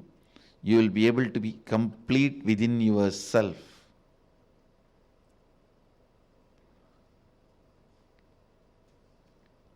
When you bring tremendous healing energy of mother in your day-to-day attitude with everything, suddenly you will see you will become so cool with yourself. I tell you, the best thing can happen to a human being is ability to be cool with yourself. Because you can't be cool with yourself, so much of frustration with yourself, you go on abusing left and right. Anybody comes in front of your eyes. You say, this fellow has cheated me, that fellow has cheated me, that fellow has cheated me, that fellow has exploited me, he has swindled me, he robbed me. Understand? Your inability to be with yourself, your inability to be cool with yourself,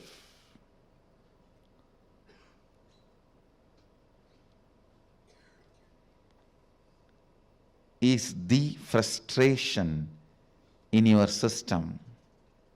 I tell you,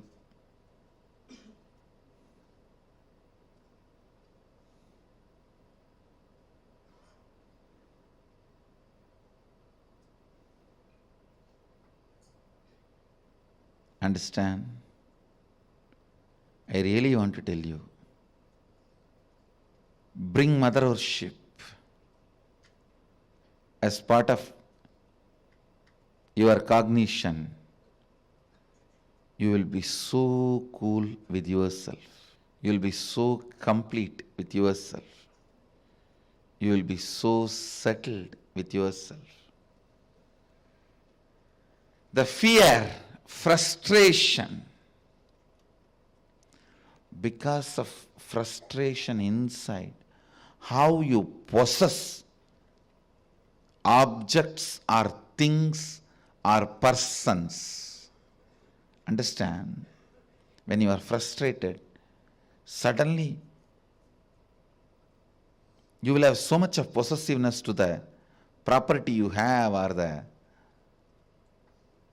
car you have, or the bank balance you have, or the persons in your life. You will just suffocate the objects and persons who are part of your life. I tell you. Let the car be in garage, not in you. Let things be in their place. Your inner space should have place only for completion and joy. The bliss.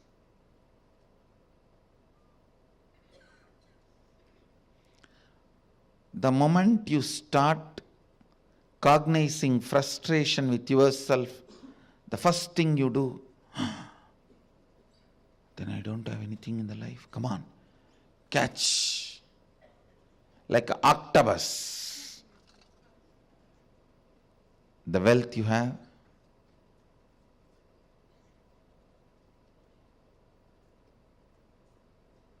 persons who are in your life,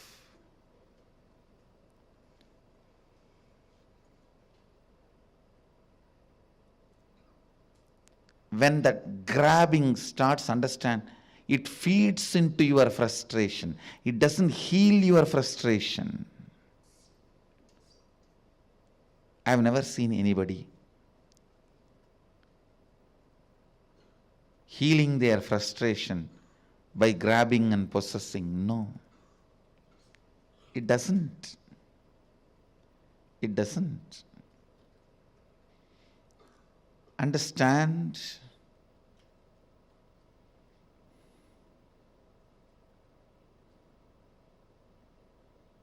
The mother energy, completion with mother and connecting with life as mother, bringing motherliness in your every relationship,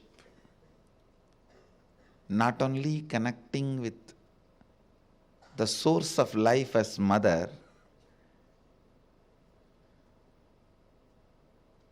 for whoever you are source of life, letting them connect with you as mother. That's what I said. Be a child to your source and be a mother to all the people to whom you are a source.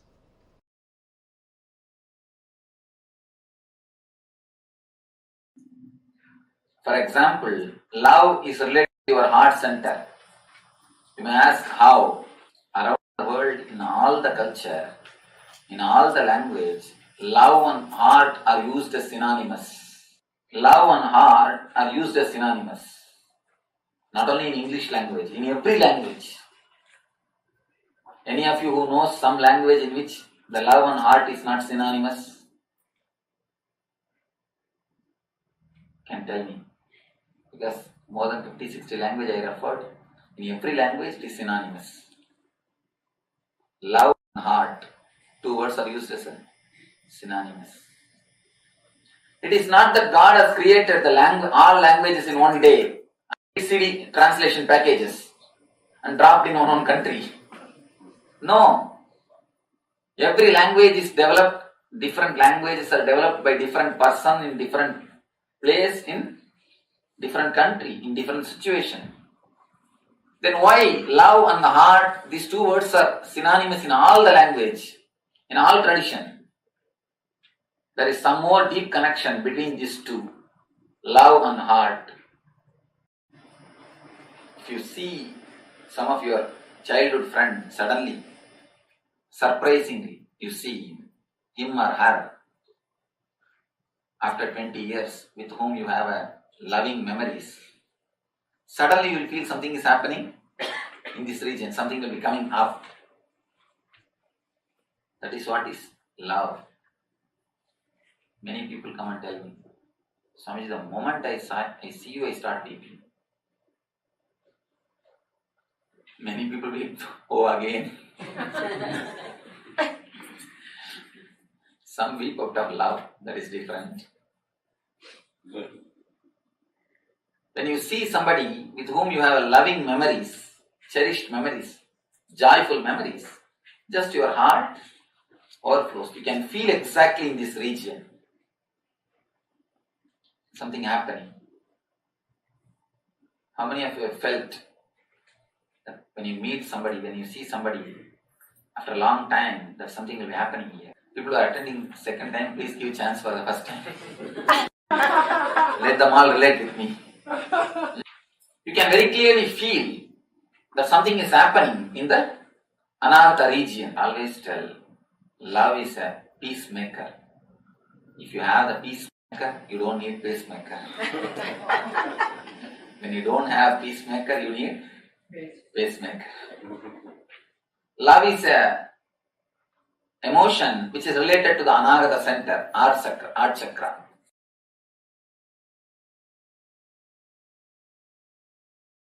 Any root pattern you carry can be destroyed just if you have a love for people. Decide to go on enriching everybody who is happening in your life. Decide life is for others. It may be your father, mother, brother, sister, a person in the street, unknown co-passenger in the train, whoever is in your breathing space, life is for others. As long as you are stuck with your small problems, you will see poverty is sitting on your head. As long as, I tell you, there are so many people, unfortunately, is not interested in looking to the truth. Vivekananda says very beautifully, when you think and understand life is for others, all the energies are showered on you. Wealth, knowledge, energy, everything.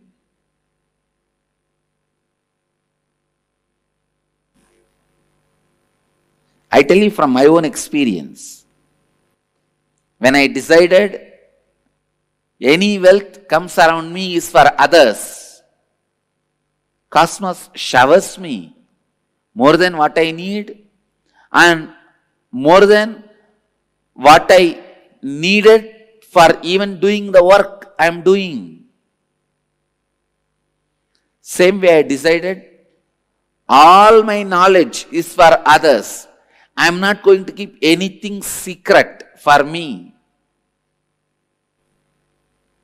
I am not going to keep anything for me. Oh, if I tell everything to my disciples, then they will grow more than me. I am very secure about that. No, I don't have that problem. So all my knowledge is for others. And I tell you, cosmos goes on showering, showering, showering. It goes on showering.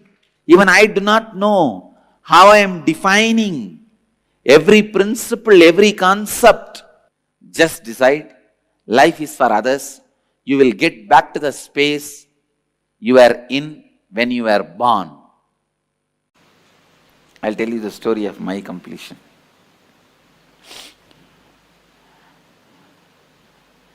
See, when I left the house, I think it was 17 and a half. Many times I ran away from the house, and 17 and a half, once for all I ran away. And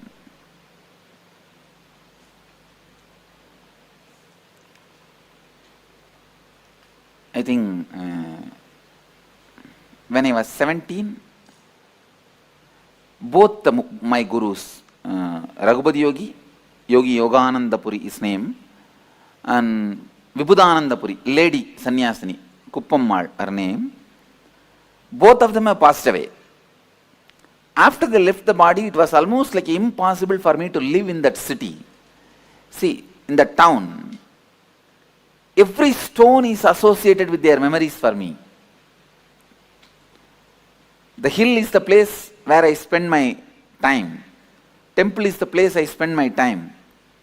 It's always with them. After their death, it was very difficult for me to live in that area, in that same town, so I decided that I'll leave the place. Now only we call it as town and all. In those days, it was a Pakka village. Pakka village. The whole village is only 5 streets. 5 streets are maximum, I can say 10. 5 to 10, not more than that. Now, of course, the whole thing is developed and expanded and all that is.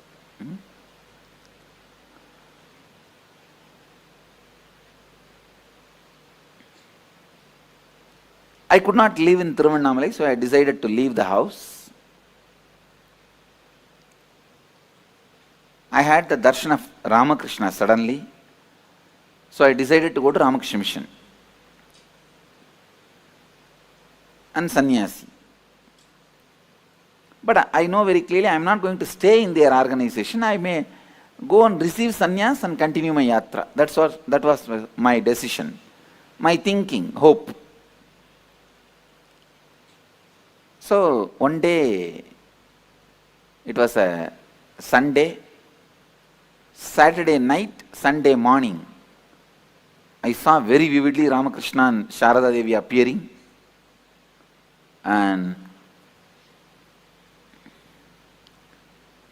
they appeared, and I asked Ramakrishna, please initiate me. And he smiled and said, showing Sharada Devi, she is the specialist in all this. And I told Sharada Devi, you initiate me. Then I saw very clearly she put her hand on my head and both of them entered into my body and disappeared. So I decided, it gave me a lot of courage and strength to take up sannyas, leave the house. I can say that this was the immediate reason. So I decided I am going to leave the house. And after the decision, I was in the temple thinking. After this dream, I went to temple and whole day I was sitting and thinking. Even next day I was sitting and thinking what to do. Wednesday, Monday, Tuesday, Wednesday, third day, evening I came to my mother. I sat on the door frame. She sat one step below. If any of you talk to my mother, you will understand. Sometimes people ask her, what's the difference you find Swamiji as your son and now? Even I asked her once. She says, I don't find any difference, Swamiji, because even in those days we treated you like this only. We treated you like this only. She will never sit equal to me. And one step below she was sitting. And I was very close with her. Very loving, and I never had any hatred. Very loving. Many times, when I get time, I will go and sit in kitchen with her. She will be cooking, I will be sitting and telling some stories. I had a very friendly relationship with her. And literally, till I left the house, I'll always be sleeping next to her.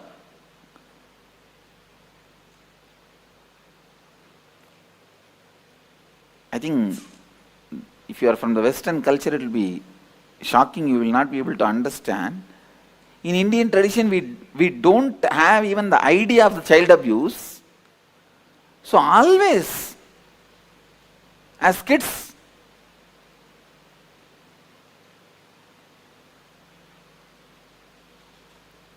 I think now when I listen to the stories, I understand that nowadays, even at the age of 10 or 6, 7, even much earlier, the kids are made to sleep separately.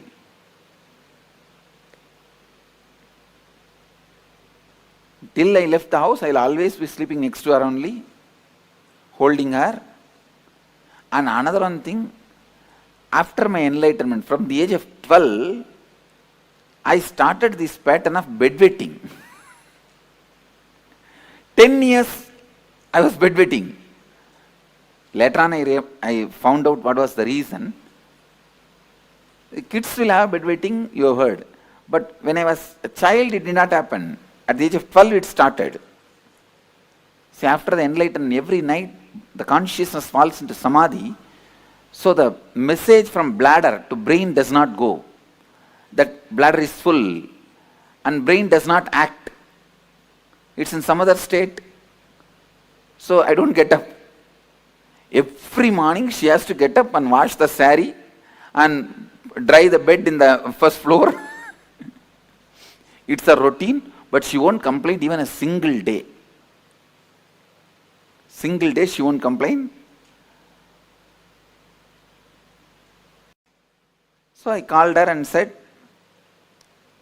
I was sitting and I said, I was looking away from her, not looking at her, looking away from her and said, Mom, Swami is going to become a sannyasi. I won't address as me. Only recently I started using this I and me. If you see even my earlier discourses, you will not see anywhere this I and me. It's Ramakrishna style. And only very recently only I started using I and mine. I, me, all these words. Otherwise I will tell only Swami. Swami. Even to tell about me, I will tell only Swami. So, if you talk to our Gurukul kids, even they will not say I and me. They will only tell the name.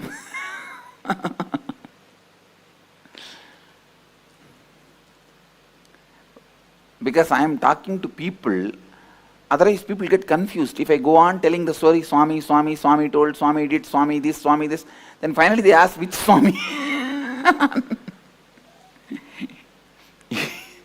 They end up in confusion. That is why I have started using the word normally. Anyhow, I told her, in Tamil I said, Swami sannyasam போறதுன்னு முடிவு பண்ணிருச்சு. I told her that Swami has decided to go as a sannyasi. And I am looking away from her. And I don't have the courage to look at her because I am emotionally very attached with her. Very attached to her. So, I can't handle. So I was looking, my eyes were away. See, even though I was attached to her, I was complete with her. And I was complete with me. So it did not stop me going towards sannyas. But I had a very good relationship with her. I don't know how you guys will understand. Understand that attachment does not mean like the attachment you guys carry, that I will not be able to go for sannyas. It was not against my need or will for going to sannyas. But I cannot see her cry, see her suffer. So I was keeping my eyes away, looking away from her. I did not get any response from her. No words. After a few minutes, as usual, what women will do? Oh! And I am getting that slowly, that sound of she crying. Even then, I did not turn my eyes towards her. And I said, "What do you mean? You mean to say I should not go?" She said, "No, I can't stop you. I am not able to handle, so I am crying." She said such beautifully, "I can't stop you." In Tamil she said, "சாமி என்னால் நிறுத்த முடியாது, என்னால் handle பண்ண முடியல, அழறேன். எனக்கு தாங்கல, அழறேன்." Then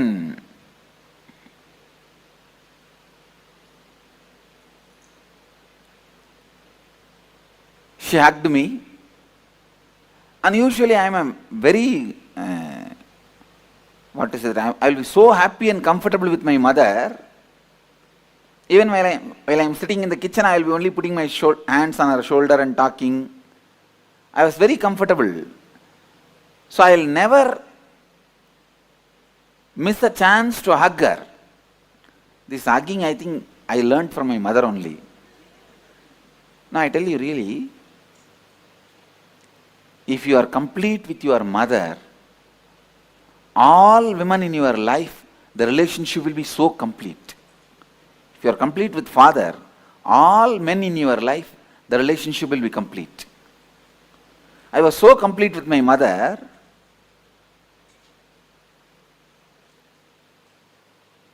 but when she hugged me, I did not even hug her back, and before she could be complete with that hug, I moved my body.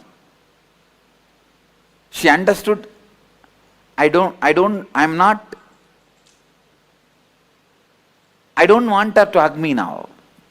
She understood, I'm moving out. She just took her hands off and she moved, and she was wiping the ears and crying. Immediately my father came from behind and said, my father was actually shouting at my mother, "Did you disturb Swami in some way? Why is Swami suddenly telling he is leaving the house? We are after all taking care of him nicely." And he has no courage to talk to me directly. I turned back. "Ppa yarukku solringa?" I asked him, "Now to whom are you talking?" He just kept quiet. No, I did not tell anything." And he went away. And then the drama started.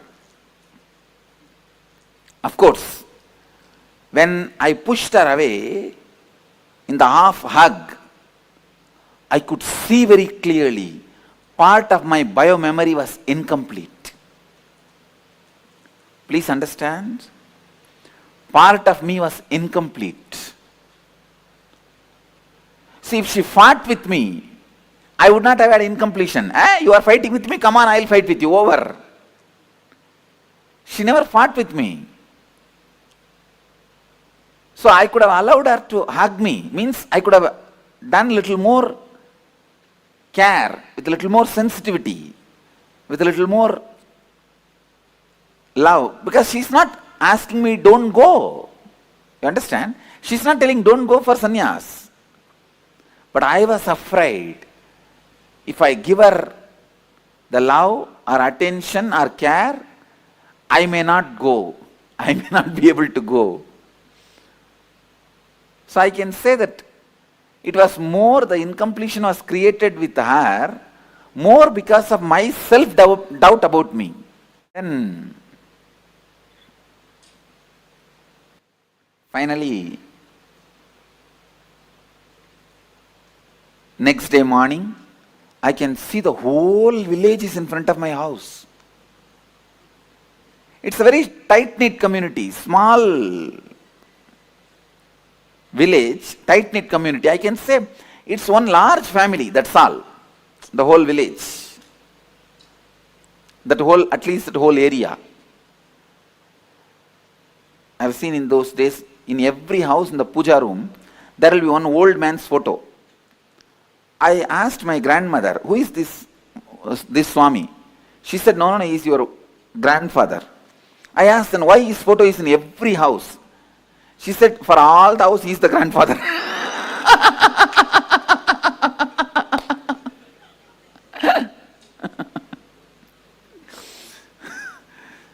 No other entertainment. They will have 2-3 wives and no TV also those days. This is the only entertainment. Each house will have half a dozen to dozen. Zamindar means landlords. And I have seen the original house was 80,000 square feet. But when I was born and a lot was sold. They will part by part they sold. But the original house print, I saw in the town plan, still one small bit is there as it is. I am trying to buy, these fellows are not giving me. Just to make like a memorial, one bit, same construction is there as it is, the stone construction and the teak wood. Any of you have seen that kind of houses? Soon you will see in Biddi, we are building, we are going to do 4-5. It's a typical old style house. It's a tight-knit family, the whole family is there. Usually if somebody dies, their body will be kept in the hall, the sofa, and the whole family will gather. See, this family is such that every month somebody will be attending the age, some engagement, some marriage, some death.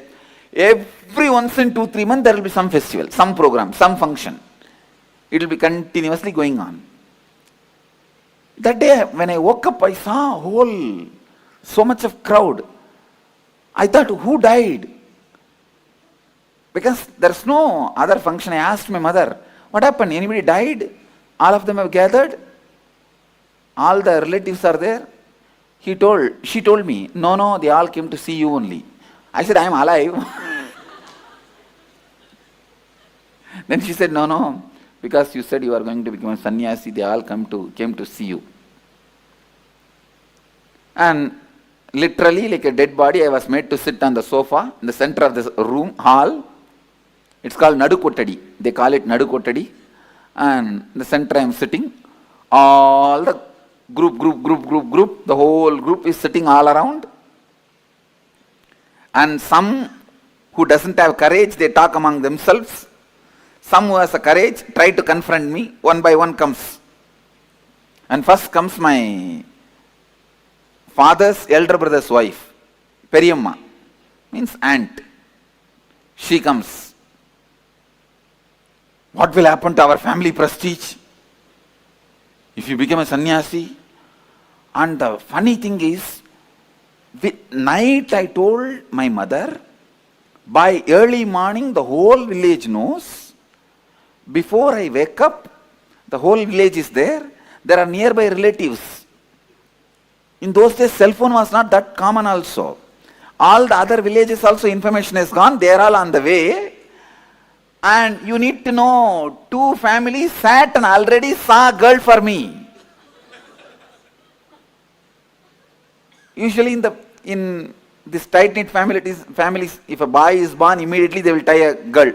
The mama ponnu, atta ponnu, edavadhu onnu tie panni vechiruvaanga. So they already decided. They are seeing the time, right, muhurtam. And all of them have to sit and convince me. And I am a 17.5-year-old boy. And they will finish the marriage so that I cannot run away and become a sannyasi. And so all this is going on. And she comes, see what will happen to the prestige, family prestige. And I cannot live if you run away like this and all. Whole village will talk, everyone will talk about us. And now only we are having little prestige and family is all settling down. She has 2 daughters. And who will marry my 2 daughters if you run away and become a sannyasi? After all, they are my cousin sisters only. If you run away and become sannyasi, nobody will marry my daughters. I will hang with the sari on the fan. She told in Tamil. Shalai katti fan la thongiruven appadinu. I will hang myself in the sari on the fan. I slowly looked at her and said, she used to be very heavy. And I said, for your weight, the sari will tear, fan will break.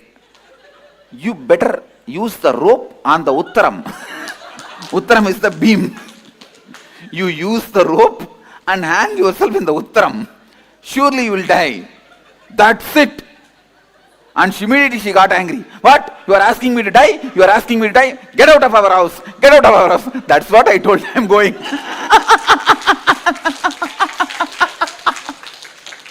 I told her. That is what I am telling. I am going.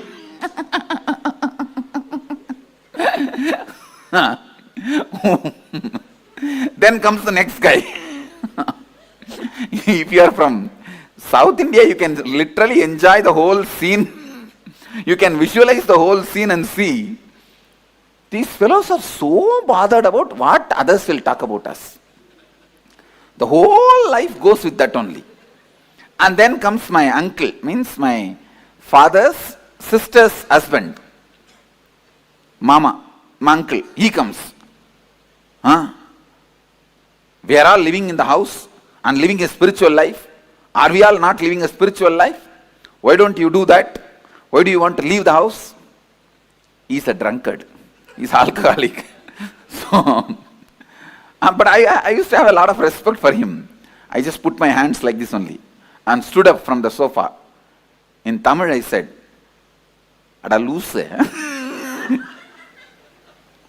That's the way I started. The loose. நீ காலைல எந்திரிச்ச உடனே சாராயிரம் தான் மூஞ்சி கழுவுற. உனக்கு ஆன்மீகத்துக்கு என்னடா சம்பந்தம்? I spoke in singular. I used to be very respectful, but that day all my kundalini was up and alive. And I said, "Hey, fool. Loose is the, fool is not the right word. You understand as loose itself. Loose. You early morning, you wash your face only with the alcohol. And what kind of spirituality you are talking about?" He was so angry because in public, in front of everyone, I told he is alcoholic. Because in the village, even if they drink, they will be very secretly, they will drink. And they will not drink in the house and all, they will drink and come very, and they will have a backside door, they will slowly enter. And that time only that cat will fall on them. It will be very secret. It will not be known to others, especially to kids. In front of public, no one will speak. And even the relatives will not sit together and drink. This fellow will go separately and drink and come. This fellow will go separately and drink and come. In the alcohol shop, even if they meet each other, they will put the towel and cover the face. And because I told him that he is alcoholic in front of the whole group, that's it. "Hey, you told me I am a drunkard? Get out of our house. Get out of our house." I said, that is what I am telling.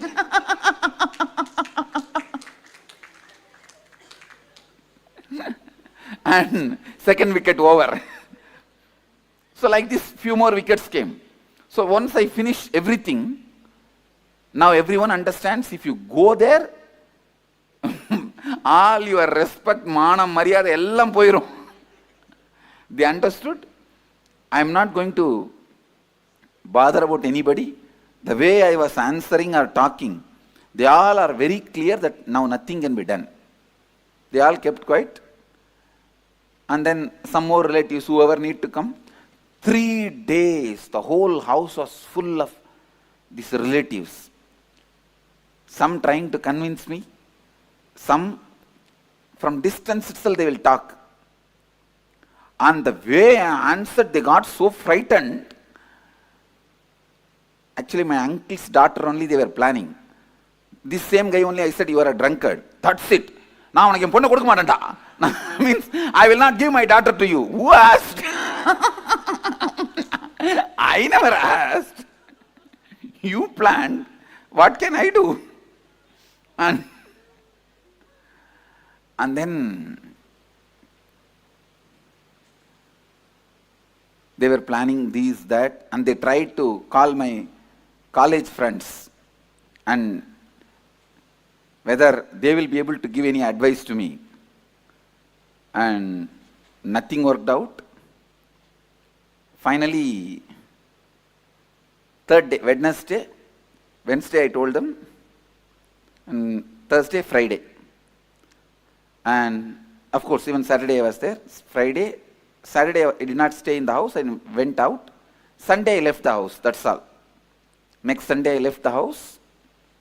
After that, there was no contact between me and them. They heard once I am in Ramakrishna Mutt, and when they came, I just saw them from distance and went away. That's all. And anyhow, I left the house and traveled and had different experiences, saw the different monks and sannyasis, everything, and had my realization, my, my life mission, everything. And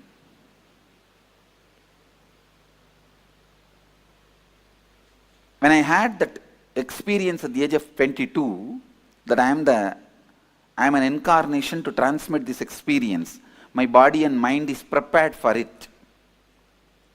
After that experience, it took 9 months for me to settle down normally. If I move the right hand, left hand will not move. If I move the left hand, right leg will not move. The coordination will not be there. If I speak, everything will be stopped. That's the way body was functioning. To settle down and become normal, it took 9 months. So when I settled into the body and became normal, the first thing I felt is I have to complete that biomemory which was left in me as incomplete. So I went back to Tiruvannamalai. Actually, that time I was staying in a place called Kanchipuram, near Kanchipuram, a place called Perukkaranai. And there they take stones for making deities. So there are artificial caves where they removed the stones, quarried the stones. I was staying in one of those caves. Then when I decided, I wanted to complete with her. When I felt I should complete with her, immediately I went back to Tiruvannamalai. I went to the house where they were staying. There I saw nobody is there. And somebody else is having shops. I went there and asked. I wanted to see Arunachalam and Logan, my father and mother's name. They said, no, they are not here. They went away. I asked, it is their own house? They said, no. 8 years before they sold this house, they went away. I asked them, where are they? Do you know the address? They said, we don't know where they are. We don't even know whether they are in Tiruvannamalai. We don't have any idea. When I was inquiring, they thought that I am coming there for food, because my mother had a wonderful habit, which is from my grandfather. Every day, she will go and find some sadhus and get them and give them food. My grandmother also had this pattern. Every day, she will go and find some sadhus from the temple and get them, give them food, only then she will eat. My father's mother and mother's father, both of them had this habit. So sadhus will come regularly to have food. So these guys thought I came for food. So they said, we will give you food. I said, no, I just wanted to meet them, that's why I came. So I do not know now where they are. I went to temple and sat there. It's already maybe around night 8 o'clock. I thought in the temple at least some of the friends or relatives will come. I'll see them or they will see me, then I'll ask them. When I was sitting in the temple, first time after 9 months, I felt hunger. Because I settled into the body. That was the exact day I settled into the body. It was Deepavali day. And I settled into the body. And I think next day to Deepavali, Amavasya, I went to Tiruvannamalai. First time then I thought, what is this? In the stomach something is going on. Then I realized, oh God, it's hunger. Because the 9 months, hunger, thirst, everything disappeared from the body. All human activities have disappeared from the body. No one too. Means when nothing goes inside, how anything can come out? And even if we eat little bit, I think whether it's completely gets assimilated, I don't know.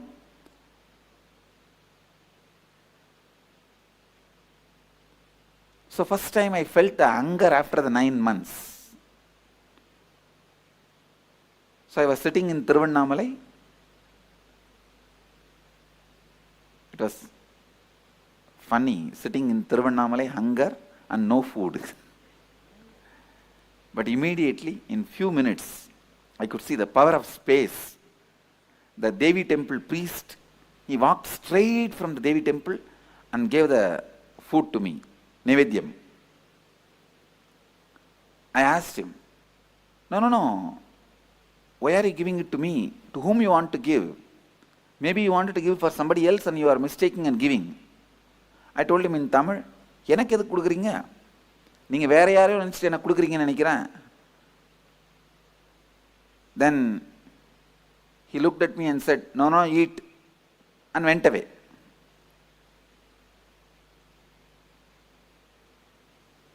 After I ate and washed the hands and I was sitting, from distance I saw one young man saw me and started running. Then I know it's my classmate. From distance I recognized. He also recognized me. He thought if he comes near me, I'll run away. So he wants to inform my parents first. He ran and told my mother and father. In 10 minutes I saw in my vision space one face coming and standing. My mother came and stood. And she was afraid to talk to me. She recognized me and she's standing.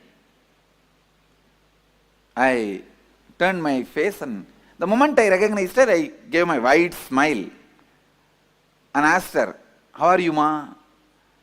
The moment she saw a smile in my face, she thought, yes, she can communicate. She can relate. And immediately, tears started rolling in her eyes because she's seeing me maybe, 7, 8 years or after that. When I left, I'm a kid, now a sannyasi, shaved head, tall, shining face and sharp eyes, lean. Those days I used to be shaved head. And she was standing with tears. Actually, first I only stood up and pulled her and hugged her. And she started crying, putting her head on my shoulder. Cried, maybe for 10 minutes. I just allowed. When she felt complete and took her body out, I saw my incompleteness disappeared. The incompletion which was in me, in my biomemory, disappeared. Understand? The one hug, incomplete hug, which I separated my body, where I pulled myself out, that incompletion, which was in my biomemory, became complete when I hugged her again and allowed her to express the love. Then she said, please come and eat in the house. I said, now I am a sannyasi. If you give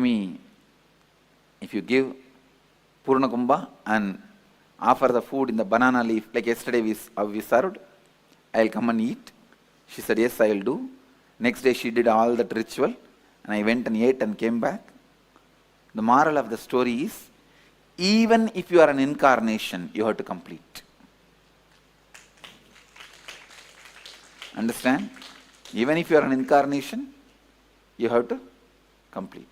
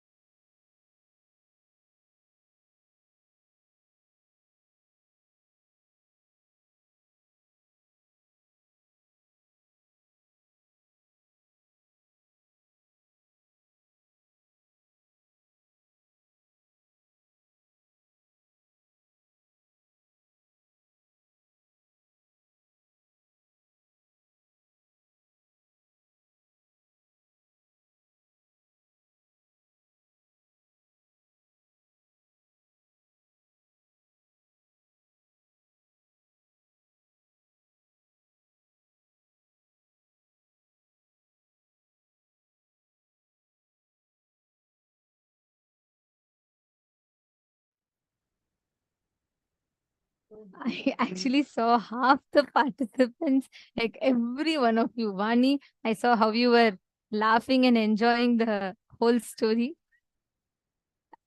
So beautiful, right? The way Swamiji described, literally, like Swamiji said, we all could see the scene when the relatives are all coming and trying to convince Swamiji why Swamiji should not go. And, how Swamiji went. Ma Navamani was enjoying her heart out of this video. I saw she was laughing. Yes. Actually, this whole experience, it's just so beautiful, right? The completion with mother. Swamiji said, even as an incarnation, Swamiji's, the completion with mother was so important for Swamiji. Even as an incarnation, Swamiji had to do the completion for that last fulfillment. After enlightenment, also there was something still left. But when that hug with the mother happened, even that aspect got completed so beautifully. Swamiji's like, the way Swamiji explained, it's just too beautiful. So it explains to us the importance of completion. How important completion is and how you can physically feel the completion. Actually, many times our skin diseases and our internal organs, any issues with the body, all of these are directly related to the incompletions we have with our mother and father. When we experience completion and fulfillment with them, you will suddenly see so much of health, so much of fulfillment manifesting through you. Something really, really, really phenomenal is how Swamiji helps us all to achieve this deeper completion with our mother. And that is what all of us are going to be doing. When you are completing, when you are doing the completion process, you will suddenly see something so like the heaviness that you don't even realize that you're holding on to will suddenly leave you.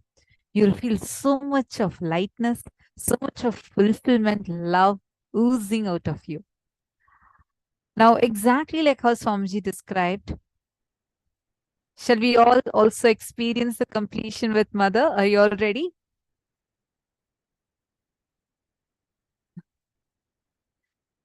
Wonderful. Actually, right after this exercise, we are going to have a very powerful meditation technique.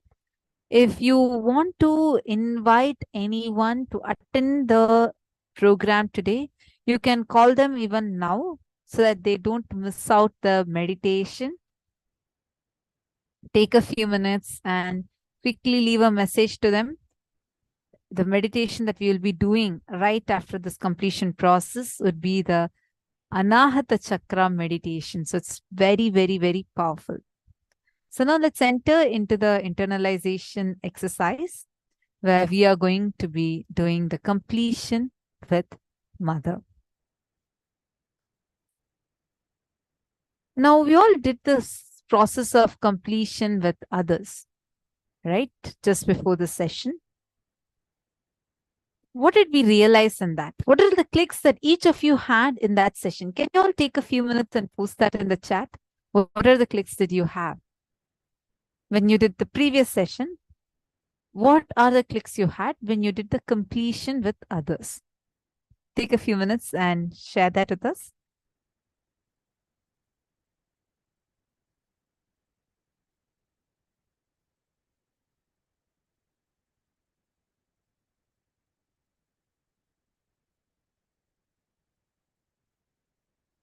Ma Rainey is saying she feels so culturally connected. It's, yes, yeah, that is profound to know even Avatar.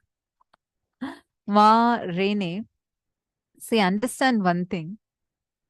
All the Leelas that Swamiji does is just to show us that, hey, no matter what, no matter where you come from, whatever your background might be, whatever you might have gone through, no matter who you are Paramashiva. You have the possibility to experience this ultimate. You have the possibility to experience this fulfillment.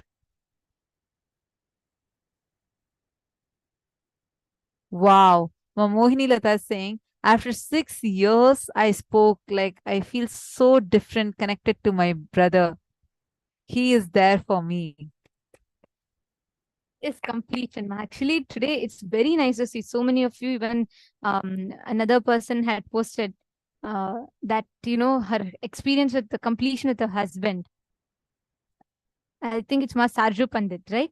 How she had that experience of completion with her husband. Understand, so many relationships, just with some silly incompletion we carry. We make such like life-changing decisions with that, and we like suffer so much. And today it is really, really beautiful to see how each of you will be, how each of you are experiencing that breakthrough. Marine, what I wanted to actually tell you was that the Leelas that Swamiji does is to show us that no matter who you are, what walk of life you're from, you are the ultimate. God is in you. You are Paramashiva. You are ultimately supremely powerful. And this powerfulness will not invoke any kind of arrogance or invoke any kind of violence in you. Don't worry. This powerfulness is rooted in completion, which will only bring you so much of fulfillment and love. You'll see day by day how you would suddenly start overflowing with tremendous love. That love energy overflowing through you, fulfilling you, and manifesting as love for the Master. Now, let's all do the process. The first step for this, you're going to be writing down. I request you all, please take your paper and pen. First step, write down the relationship that you have with your mother. Describe it in a few words. How is your relationship with your mother? Please take a few minutes. Write this down sincerely. What kind of a relationship do you have with her?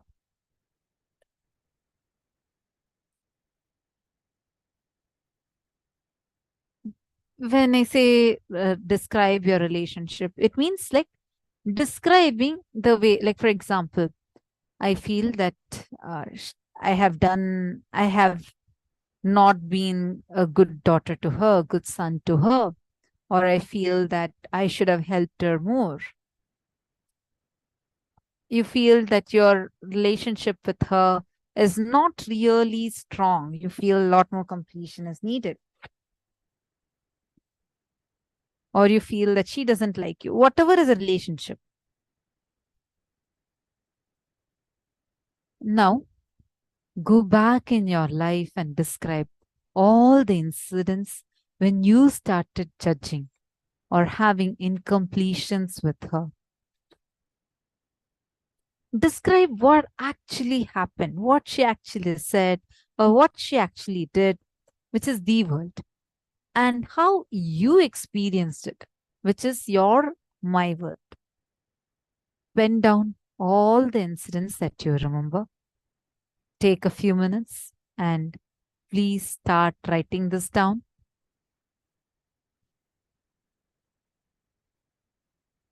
If you have any doubts you have, feel free to ask us, but please start writing down. I actually request everyone, see, don't go off to any other step. Just do this first step. In the slides, you'll see as first 4 steps. Just write that down. Ma Sally is asking, what if she has passed away already? No problem, Ma. See, Ma Sally, understand one thing. Even if she has passed away,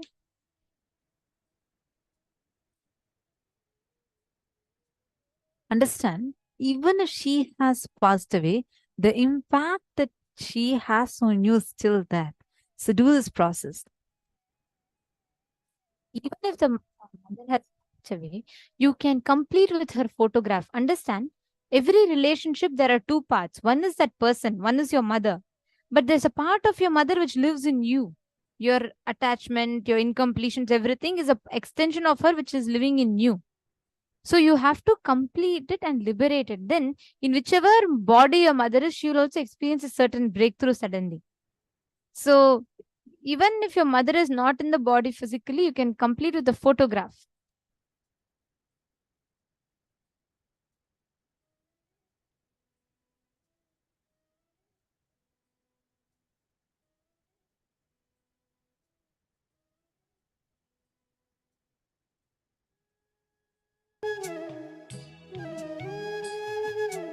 Step 1 to 4.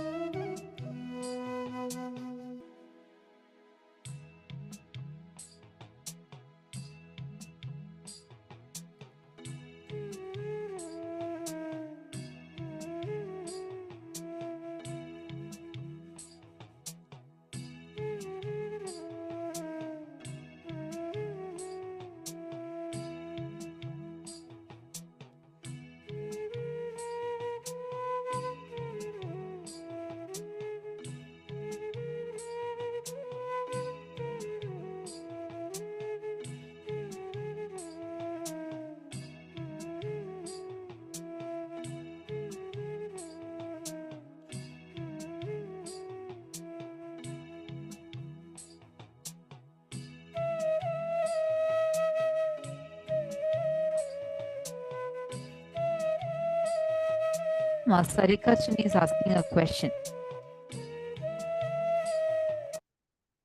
Ma, how do you know if how do you know when I have completed with my mom? As a long time ago, I accepted her for what she was a long time ago. I have no malice towards her, and indeed understood everything she did for us was in our best, etc. Ma Sarika Chini. Sorry, Ma Sarika Chini, possible to come on camera, Ma?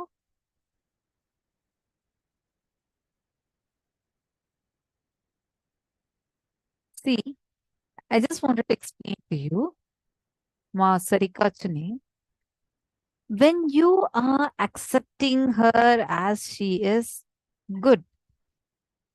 But that is not going to complete you. That may be helping to bridge your relationship with her, but that will not complete you. So, for you to experience real completion, you actually need to do the completion process. See, understand this.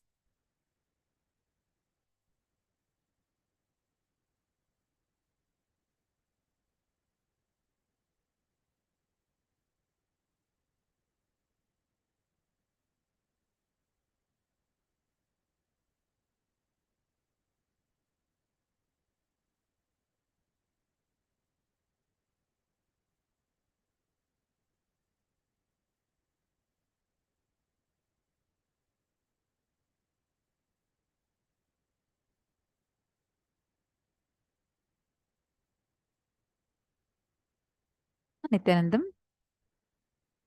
See, Masarika Chini, understand one thing.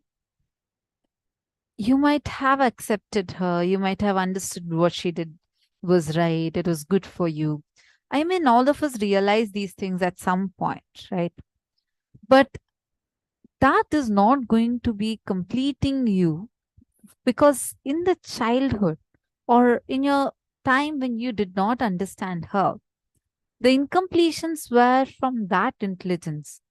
For example, let's say that you asked for a candy and your mom didn't buy a candy and give it to you, and you felt like your friend's mom had bought a candy for her and gave it to her, but not, and your mom didn't buy it for you.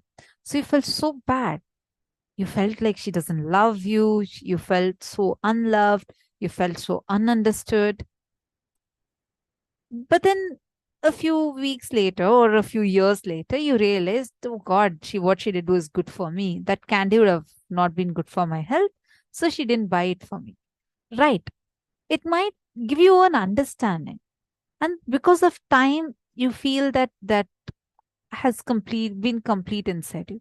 But unfortunately, the incompletions are still sitting in you. When you remember those incidents, if those incidents are creating a hangover in you, meaning if they trigger any sort of emotions in you, whether it is hurt or guilt, whether it is anger or pain, whatever is the emotion it is getting triggered in you, understand it is that emotion that is getting triggered because of the incompletion. You need to sit and do the completion process so that you are able to liberate yourself from that. Are you understanding, Ma? Ma Sarika Chuni?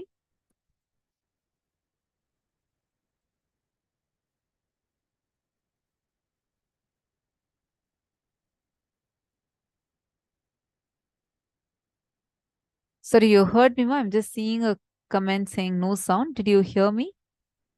Ma Sarika Chuni. Okay, you got it. Thank you, Ma. So sit and complete. See, even for others, whoever even feels that no, my mom is not in her body anymore, don't worry. You can invoke her. First, do the steps. We'll help you, we'll support you, we'll guide you how you should do the completion. Like how so beautifully Swamiji revealed it to us. Let's just sit and do the process. Let Swamiji take care. All right? This will even give you a breakthrough in power manifestation also. Let's sit and do it sincerely.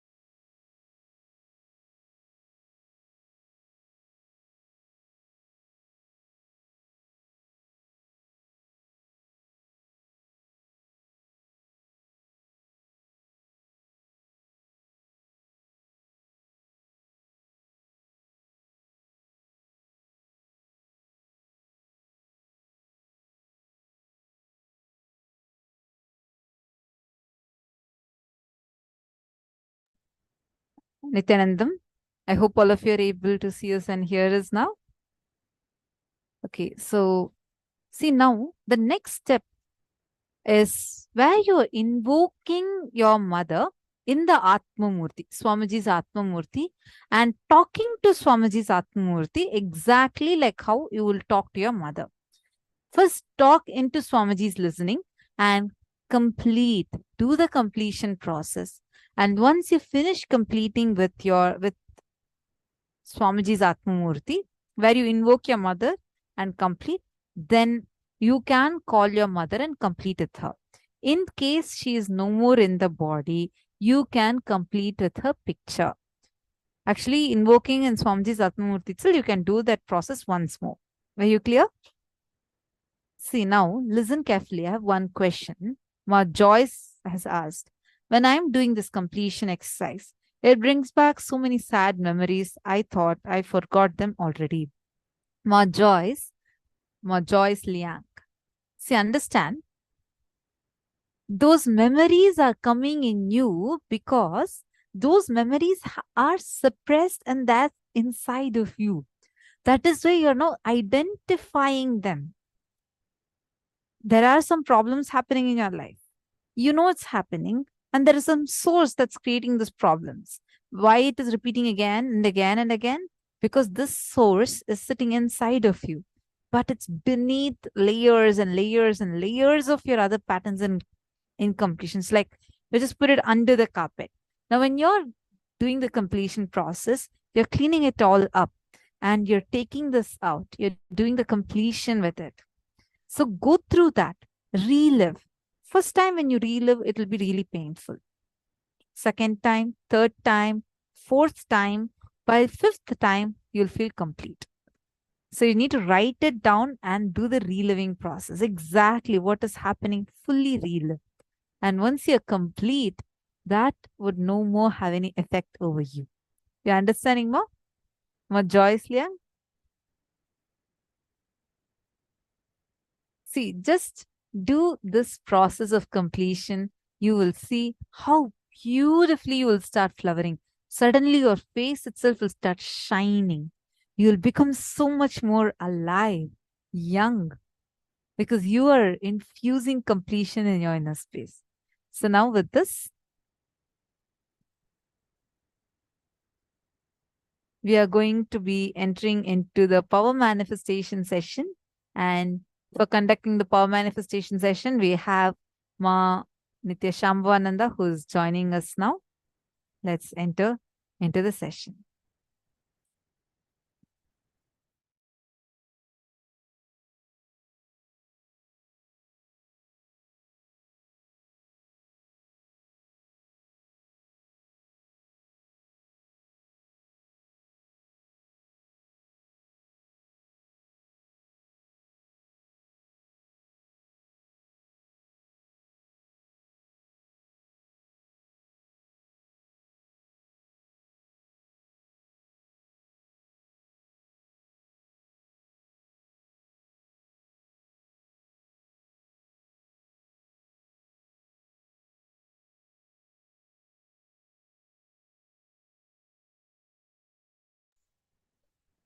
Now, after we have finished that beautiful completion, we're going to be doing a power of mind reading. Now, exactly what you're going to do is you're going to call the person you just completed with. If you completed with your mother just now, you can call her and you can do the mind reading power with her. Very clearly, the scanning will happen. Actually, any power manifestation, if you see, whether it's the consciousness of a matter, especially in consciousness of a matter, when you're doing it with someone who you have a lot of completion with, the matter will move very fast. But when you're doing it with someone who you have a lot of incompletion with, it will take a long time. It will literally not move. This is something even I have noticed many times. Even if you just did it on their hand, you were complete. After that, in few hours, you have a fight with them and go try again. It will take longer. It will really be hard for you to do it because completion brings love in any relationship, and love is oneness. That oneness space when you experience with the person is how all power manifestation happens. All power manifestation is nothing but oneness. Now, you're going to call the person who you completed with. Keep the power manifestation now as the strength of your completion with them. The power manifestation, manifesting the completion you did within your mind in the physical reality as power manifestation, will really move that completion itself to the next level. Okay? Now, in this round, you will connect to the same person who you completed with. We're doing the power of mind reading. Swamiji says very clearly, when you are able to understand your own mind, that is when you understand the mind of the other person. When you are in that space of oneness, that is when the power manifestation happens. So now, connect with your partner, connect with whoever it is you completed throughout the day. We've been doing such intense completion with every aspect of our life. You can connect to anybody who you completed with, who you did the completion with, and do the power manifestation with them. The scanning will be so clear. How you know your own mind, you will be able to know the other person's mind. Let's start. So once you have connected to your partner, tell them this. Tell them now we have completed. In that space of completion, now manifestation will happen. That is the physical reality of completion. Every time a pattern breaks,